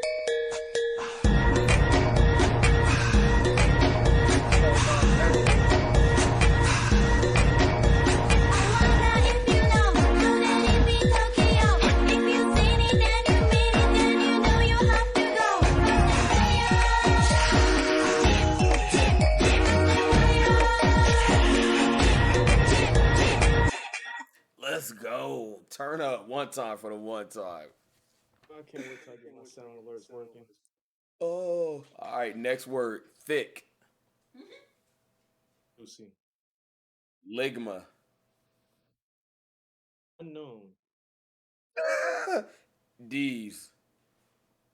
Nuts. Got him! Hey, yo, man. Thank you for participating, my guy.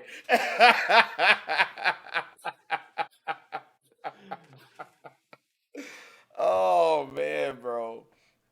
Oh, man. So, the missus did want me to bring to your attention to hear your opinion.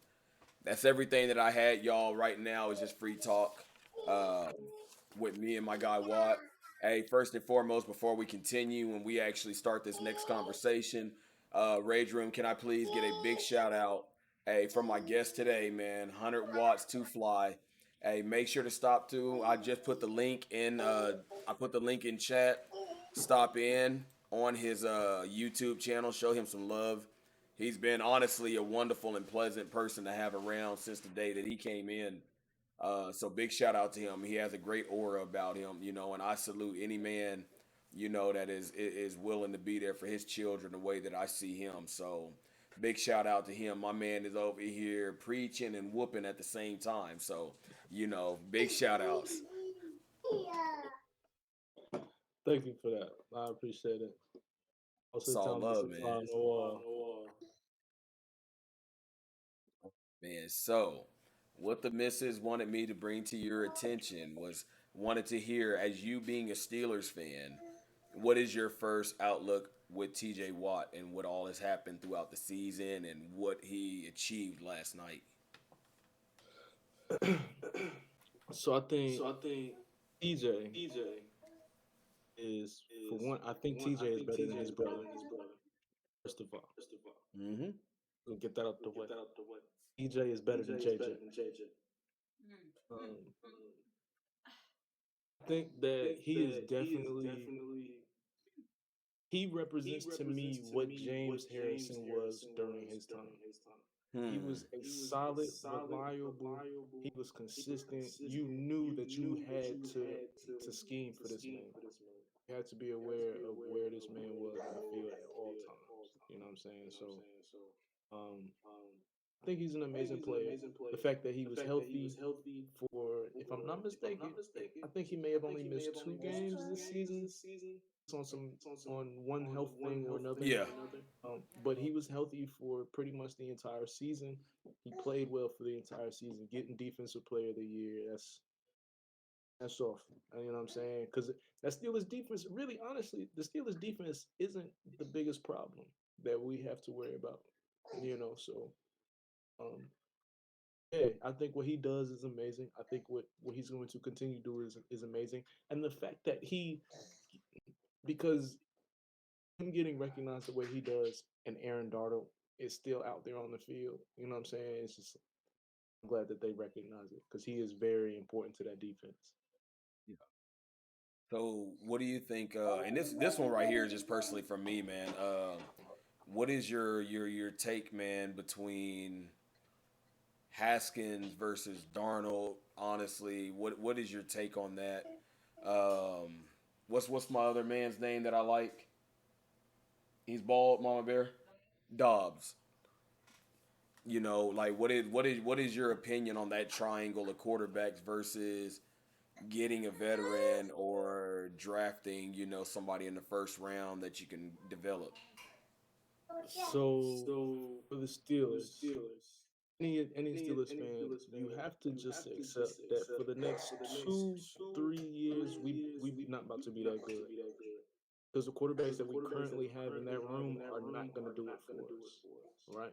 And even if next year we do draft a nice or decent quarterback, we have to let Pittsburgh develop how they always do.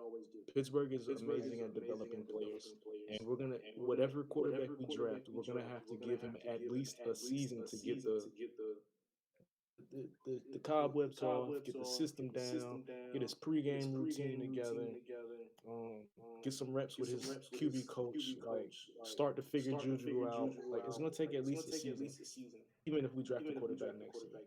So, in my opinion, the next 2 3 years, we have to expect to be bad. I would prefer to draft a quarterback and develop rather than picking up an older one, because a lot of people are talking about like Aaron Rodgers possibly coming over or Russell Wilson coming over or Jimmy something like that. Garoppolo.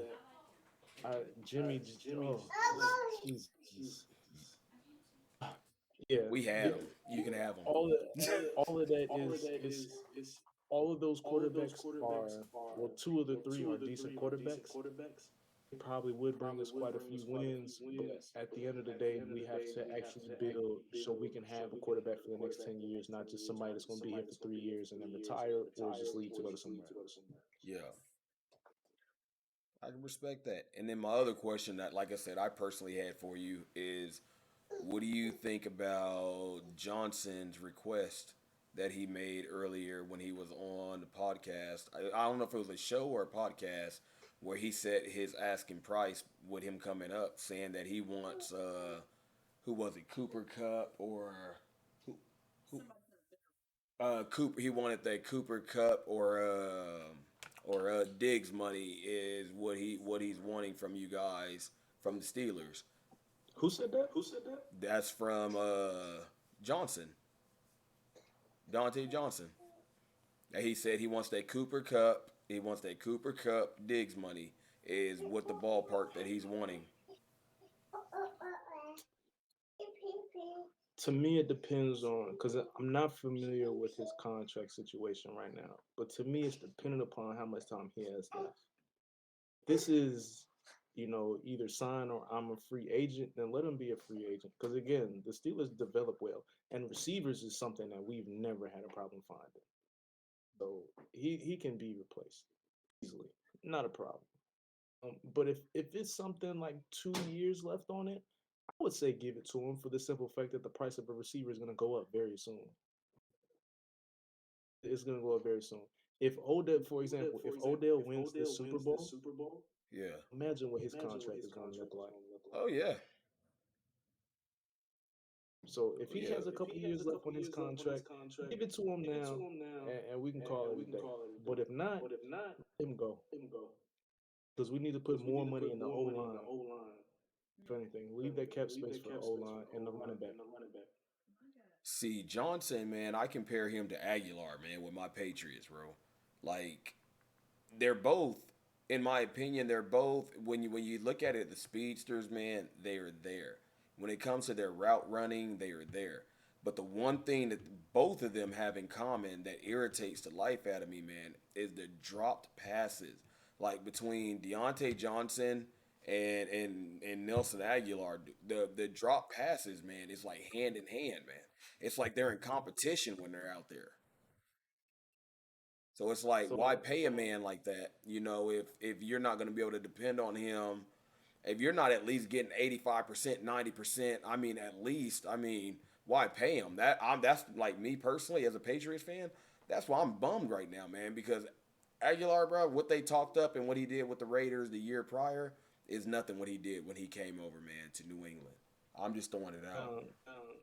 um, My man Marcus, he says Steelers let go of some baller receivers like Mike Wallace, Montavious Bryant, Antonio Brown, and they better keep Juju, and they definitely get some good tight ends. Here's the thing: for Pittsburgh, there hasn't. I don't remember. I don't remember another tight end matching Heath Miller. Heath Miller was the best tight end we've had in a very long time. Um, in terms of the receivers that we let go, like Plaxico Burris, for example, he ended up shooting himself in the leg in New York like 2 years later. Right? Antonio Brown, we've seen what his track record has been since he's left Pittsburgh. Right? Hmm. So again, Pittsburgh doesn't have a problem finding and developing receivers. It's not one of our weaknesses. So if we let go of another decent receiver, that's fine. It's the quarterback and the O line that we have the problem with. Yep. After that, everything else is going to fall into place. I respect you for that, man. Like I say, hey, Pittsburgh is my second team, man. So I respect you for your answer. You got my wife over here, man. Hey, she got the towel going over here to work, man. Like, listen, Look, man, man. keep your eyes open. You know, keep your eyes open. You might see me on ESPN soon, even though my eyes won't be open. Hey, it's all good, man. Green to do that to you, but we ain't gonna talk about Look, that. it's funny. I was just having funny part about that is I was actually just having this conversation with somebody like day before yesterday. Look, bro, at this point in my life, I can't. When I'm sober, my eyes look like this. Like you look high. Like I get that all the time. You look high. I don't know what to tell you. When I wake up in the morning, I look like this. When I'm going to bed, I look like this. When I'm at work, I look like this. When I smoke, I look like this. It doesn't matter. Yeah, I look high. It's funny. just a natural look, huh? Yeah, I'm just trying to imagine myself on national TV looking into the camera. My shit dumb low. Tonight, the Dallas Cowboys will be playing the Cincinnati Bengals, and we all know how that's about to go. Oh yeah, Dak tries to set the ball himself, ladies and gentlemen. Sorry, no shade thrown. No shade thrown. I'm sorry, Cowboy fans. I live in Oklahoma. Y'all know how tired I am. Y'all know how bad of fans y'all are, and y'all are very vindictive. So, yeah, I had to throw a little shade y'all way. Homie, no play. Hey, listen, bro. I know you gonna see this and you're gonna be like, Spoob, really? My fault, bro. My fault. My fault. Man. Cowboys are always easy targets. Always easy targets. Yeah, well, I live between KC and Dallas, bro. So I'm tired of hearing it, bro. And you know what's crazy? Like I used to work at the Cowboy Stadium. I actually enjoyed it. Now you know what? I'm gonna keep it a whole being with you. I really think that was the catalyst. Because I told you like I used to do music and stuff. I used to want to be a rapper for a long time. But when I worked at that Cowboy Stadium, that really changed my perception of what it's like to be in front of a camera. Because so any job I ever got in my life, I'm that one employee that you know when he's on the clock, he gonna do his job, right? Because I was telling you before when we was off wax. Like I'm one of them dudes. If you teach me how to do something one time, you just showed me the wrong thing. I'm gonna learn that and figure out how to master it, or I'm gonna ask somebody what the next step. Like it's just when you teach me something, I'm gonna carry it on, right? And being at the Cowboy Stadium was like I learned the job so fast. I learned how to get around. I learned so much so fast they wanted to promote me. I had the opportunity to work in the announcers booth. So when you watching TV and you see the dudes commentating and they talking about the game that's going on, like I'm probably behind them. And I'm gonna keep it a being, about what my job was. I wasn't there to do nothing but give them coffee, make sure their sushi was ready, or their turkey sandwiches, or whatever they ordered for lunch. You know what I'm saying? That it wasn't nothing but that. But the way that I work, I used to show up to work an hour early, go clock in, set my station up, just so I could watch them set the lights up.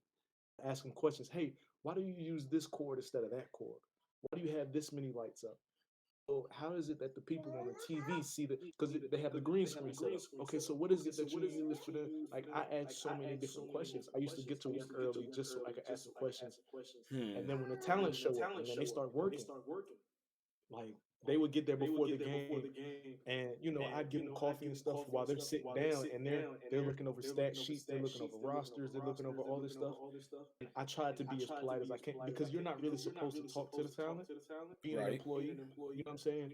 But I always try to be as polite as I can. You know what I'm saying? Walk, bring over coffee. Today's gonna be a good game, isn't it? And Mm. sometimes they felt like talking a little bit, sometimes they didn't, and I'd ask them questions. Hey, if there's somebody that wants to get into what you're doing. Like the one question I always ask, if they gave me the opportunity, somebody wants to get into doing what you're doing without the education, how would they do it? And Troy Aikman, it was Troy Aikman that told me. He said, if you don't have the education, you give them the product. They can't deny the product. You're right.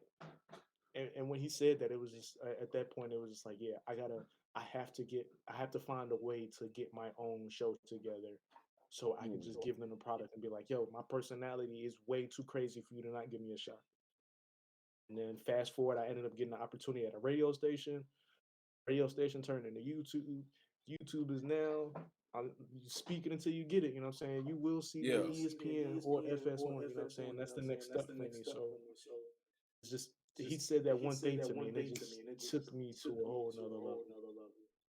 Well, all I gotta say to that, man, is I'm a Christian brother, so the only thing I'm gonna say to you to this, bro, is with God before you, who can be against you?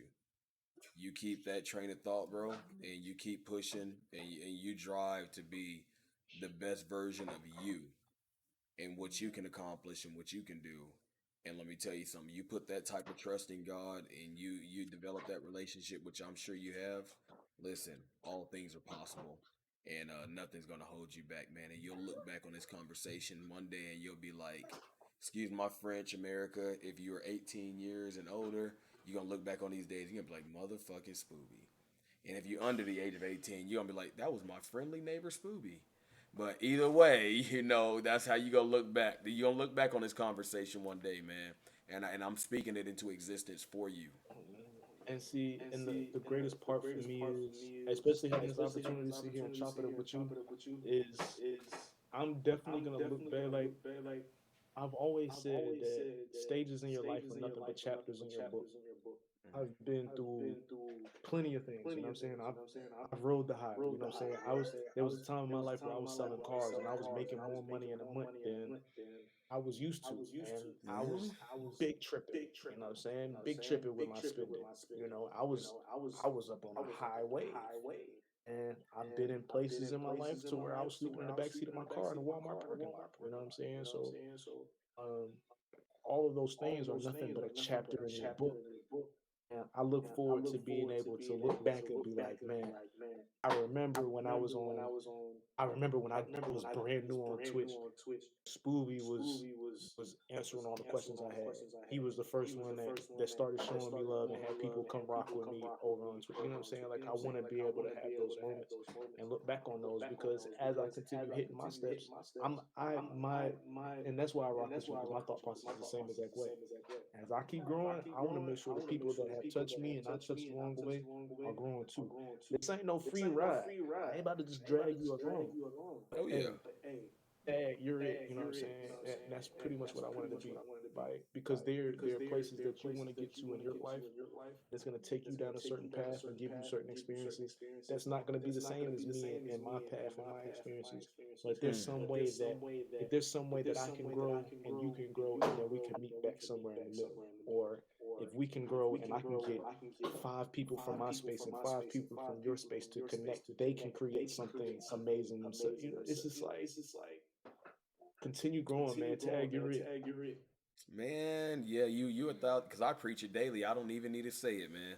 You our minds are exactly the same way. So, man, I salute to you. I truly do, man. I respect you as a man. I respect you as a content creator, and man, I'm looking forward to seeing what you got coming, man. Like I said, the ball is in your court. All you got to do, man, is show them what you can do with it. That's it. That is Man, it. look, and the same thing to you, man. Just in the little bit of time that I've watched you, and to see the growth that you've had, to see the interaction when people get when you show up. The raid that you gave Playboy the other day was crazy, and to see how he reacted to it, and how the entire community just showed him love is just stuff is it's amazing. It's motivating to me, man. I love seeing it. That for me is one of the biggest motivations is knowing that there's something I can do for my team, right? Hmm. Like earning my stripes, for example. It's a show I do with Superbird and Yafi Kalafi.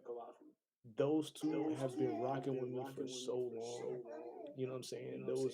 They they were with me. We started our podcast back in 2016 before people were going live on Instagram, before people were going live on YouTube, before people were doing like we've been doing this for a very long time. This isn't some just we woke up one day and was like, it'd be a good idea. Maybe we should start one too. Like, nah, like, Hmm. and I look forward to being able to do something for myself so that way I could turn around and be like, hey, yo, bro, got this opportunity up here at ESPN. Pull up. Hmm. Those kind of moments is what motivates me more than anything. Yep. Yep. And that's what's gonna carry us through, man. And that's why, like I said, that's why you and I, man, we vibe, bro. We rock together the way that we do. Cause at the end of the day, man, we know we gonna eat, man. But we want to make sure that those that are at our table, they can eat too. So I respect that. I respect it. Um, Ladies and gentlemen, boys and girls, we're getting right into about 2 hours of our podcast here today. This is typically where I'll put about the next 3 minutes on the clock. If anybody on the YouTube channel of 100 Watt has anything that they want to ask, and or anybody in the Rage Room has any questions that they want to ask, you can do so now for the next 3 minutes. Hey, by the way, how old are your little ones? I didn't even ask you. 10, 10, 3, and 2. 10, 3, and 2. Man, oh man. So hold on. Do you know how to do girl hair? I listen, I know how to brush the best girl hair, man. But when it comes to listen, I used to be able to braid, man, but man, carpaternal, however you say it, man, it's got my listen. But I used to be able to braid because of my sisters, man. But man, listen, I tried to do my daughter's hair one time, man, and I had my baby looking like Edward Scissorhands, man. And listen, Look, hey, man, but she I do still the loved best I it. She I do still the loved best it. I can each and every day, man. I swear, I be trying. Yes, Stop, mama does come the here, hair. come here. See, and see that balance. You know what I'm saying? Mom does the hair. Ooh, wait till your daddy get home. Hmm. That's the balance right there. Mom's is there for the love, and dad there to put the foot in your behind. Let me see. My chat is sleeping on me. Um, so since y'all sleep, I want to give a big shout out to you for letting me come up here, to give me the opportunity to come up here.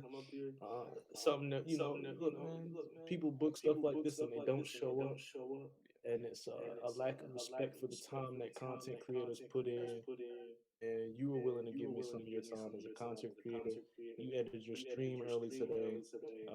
You could be kicking it with your family, but you were sitting here with me just having a reckless conversation. I'm saying, so I appreciate you for that. Um, Man, Giving thank me you the for being a opportunity to be able to guest. put this to my community as well. You know what I'm saying? Shout out to everybody over here on Finesse Visions, man. Appreciate y'all. Well, as always, I appreciate you coming through, man. Blessing the MFN Rage Room. Check me out, man. What's going on, brother? We just now ending the podcast. Um, Bro, you have amazing energy, man. I'm going to tell you that right now. You have it. Don't ever let anybody tell you that you don't, bro. Don't ever let anybody tell you that, bro, listen, that heaven is not the limit. I'm telling you right now, you have it. And my wife would tell you, I have this thing about me, man. When I get a gut feeling, bro, about people, I'm usually right. And sometimes, man, the gut feeling about you is, yo, you're a wolf in sheep's clothing, and sometimes that feeling in the gut is this person has it. When I'm telling you, man, that you got it. And bro, listen, with you having it, all you got to do is keep God right here. And let me tell you something. I'm telling you, man. Hey, heaven, brother, you can reach all the way up, man. Forget the skies. You can reach the heavens. So I salute you once again as a man, as an African American man. I more importantly, I salute you as a content creator, and the most important, I salute you as a father. So I thank you so much for blessing, man, the Rage Room Round Table, man, with your presence today, and you continue to be you, man, and never be silenced. I wanna before we get out of here, I wanna do something real quick. I wanna pick your brains just a little bit, get some understanding for my community here based on the conversations that we have because I want to give them something positive. Yeah. So, you've spoken about the trials and tribulations, about the relationship with you and your wife, to where you guys are right now, and when y'all got married. What is the advice that you would give to yourself between then and now? Honestly, that to me that's actually a simple question. I tell people all the time that when we get married, it's because we feel like we really love someone. But when we marry someone, we always we take the vows that that we marry for better or for worse. But to an individual, in most situations, they may say we wed for better or worse, but what they really mean is we wed for better and excuse my language, but fuck the worse, because the first 5 years in a marriage are the hardest years. I'm telling you right now. My wife, um, you know, my wife didn't grow up in the same situation that I grew up in. Like, she wasn't a mother father home, unlike me, and like we grew up in just two different lifestyles. But I'll never forget, man. This little crazy woman over here, man, and I just got to throw it out there real quick to go along with it. Listen, America. I know y'all can see this on YouTube. She trapped me. She trapped me. America. She trapped me. No, listen, listen, listen. We hung out one more time before I left for basic and AIT, and and it was one of those things, man. It happened. We hung out before I left, and I finally got that little vanilla envelope back where it was like, here's your stuff and charge your phone up, and it's like. And back then it was the flip phone, man. So it was like ding ding, and I'm like, okay. So going through the voicemail, and I listen, and then hey, and it's like voicemail from area code blah blah blah, and it's like, hello Samuel, we need to talk. And I'm like, oh shoot. I was like, I know what the conversation gotta deal with. I was like, it must be the Ramadan. Like, hold on. I know what this conversation is. But it was the best time of my life, man. And it's like the fact when you can laugh at moments like this, like she knows I'm joking, but that the story is true. The story was true, but the fact that we can laugh about it, and when you can look at your partner and you can tell them that, what, I forgive you, you know, and you let them know, like, situations are what they are. Our past is our past for a reason, because our past is what motivated us to be in the present right now.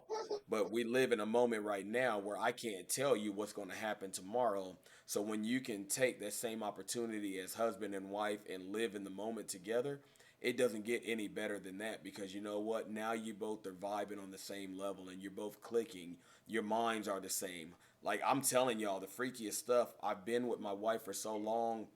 I swear to you, on a daily basis, we say the same crap. Like at that given moment, it's like that whole like kissy kissy huggy huggy, 1922 love film. Like, oh, they can finish each other's sentence, and they can, like, we do that on the daily. We say the same thing at the very same time. Like, you just put the work in and you look at your partner and you can accept that one day, no matter how big the situation or how small the situation is, you're going to hurt each other. But it's the fact of, if you accept the fact that one day, it doesn't matter. It doesn't mean if it's a fact of lying about something, a drug addiction, money, adultery, anything like that. If you can accept the fact of one day that you will hurt each other, but then you could put that same energy as hating each other into loving each other and forgiving each other. Let me tell you something. Loving one another is forever. And that's why me and my wife are where we're at, because we've been through trials and tribulations. We've been through ups and downs. We've been through the glory days and the low days. We went through the days of, man, when she was pregnant. I was talking about earlier, when she was pregnant with my second oldest son, and we had our oldest son. We lived in a roach motel for over just about a year almost, um, eating ramen noodles and cereal. You know, I was out here in Daytona Beach, Florida, doing stuff that I shouldn't have been doing, trying to provide and pay, weekly and monthly for the hotel and stuff for us to do what we needed to do. Like, we've been through it. We have been through it. But at the end of the day, I can look at my wife and I can say, woman, you pissed me the hell off. And she'll look right at me and she'll be like, well, you pissed me the fuck off. But at the end of the day, guess what? We two pissed off people together. And that's what makes us who we are.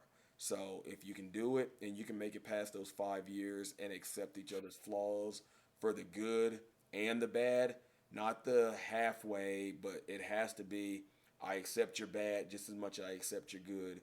And also, if one makes a mistake, which I've got to learn from this and I've had to learn from this, as my wife has to learn from it and had to learn from it, is you can't always throw one another's past, in your face because you're trying to build off of it, so always hear each other out. Even if you're in a pissy mood or mad mood and you won't want to tell them that I was listening to what you said, understand that, y'all are one. And as long as you can love, forgive, and I hope if you're married, that means obviously your acceptance of Christ, because you accept matrimony in your heart.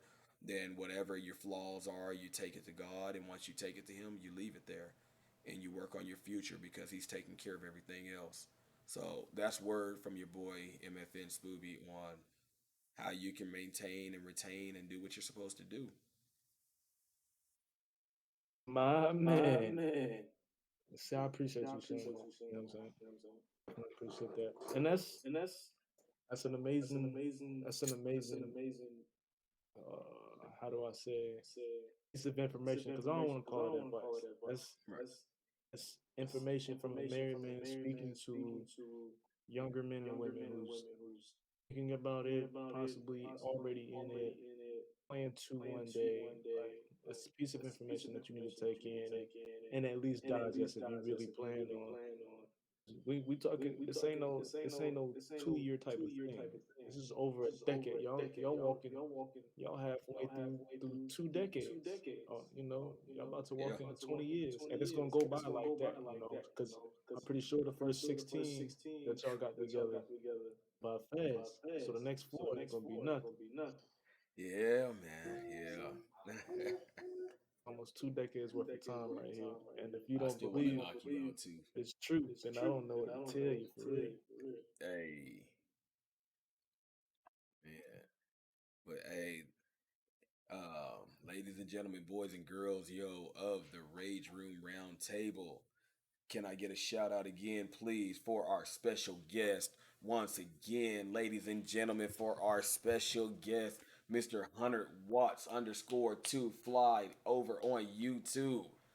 Please make sure to show my man some love. Thank you so much again, my brother, for blessing us with your presence and your time, man. I love you as my brother in Christ, man. I'm looking forward to seeing your development. I'm looking forward to networking with you, man. And you just got an amazing future, man, coming to you. I'm telling you. So excited! so excited. Gotta wrap up for my YouTube people here. Y'all already know how this goes, man. I go by the name of 100 Watts, and I love those that love me. I appreciate each and every one of y'all that have showed up here in the chat. I would give y'all a shout out, but it'll take a little bit more time than I got to give y'all right now. Just go keep it a bean. So, if you know the motto, you go ahead and say it along. I don't know about you, but I feel good. Y'all stay beautiful, man. Bless up, Rage Room. Give me one moment. Give me just one moment, Rage Room. We are going to go drop a raid on somebody because you know how we end our stream. Can I get a mod real quick to drop that exclamation point RAIDD? Let me see who we got live real quick. Give me just one moment. Switch this up. Raid. Give me one moment. Yeah, y'all make sure y'all come rock with me over on Twitch, because I'm gonna have more of these kind of formats than what my man Spooby gonna be having. I got quite a few personalities I would love for you guys to get introduced to. All right, y'all. We're going to go show some love today, too. Let me see who we got on real quick. What's going on, OG Moses, man? We actually just wrapped up, man. Our podcast, man, was absolutely amazing. We are getting ready. You know what? Who we gonna go drop a raid on, y'all? We gonna go drop a raid on Zaddy Gaming. So listen, y'all. Zaddy is that is the homie right there. Y'all know who Zaddy is. She's a whole vibe all by herself. Rage Room, I need y'all to make sure to show some love to her and her community. Give me 1 second. If you are a subscriber, if I can get you to copy the hashtag MFN Rage Room Raid along with the emotes, and then if you are non-subscriber, only copy the hashtag. We are going to show some love once again to Zaddy Gaming, and I will catch you guys later on Monday at 9:30 Central Standard Time. Y'all make sure y'all stay blessed and encouraged. But give me one moment. Let's go show some love to Zaddy. Thank you so much to everybody that showed up. Thank you so much to everybody that showed up to the podcast this evening. Give me just one moment. Here we go for the raid. Make sure y'all help me break her bot.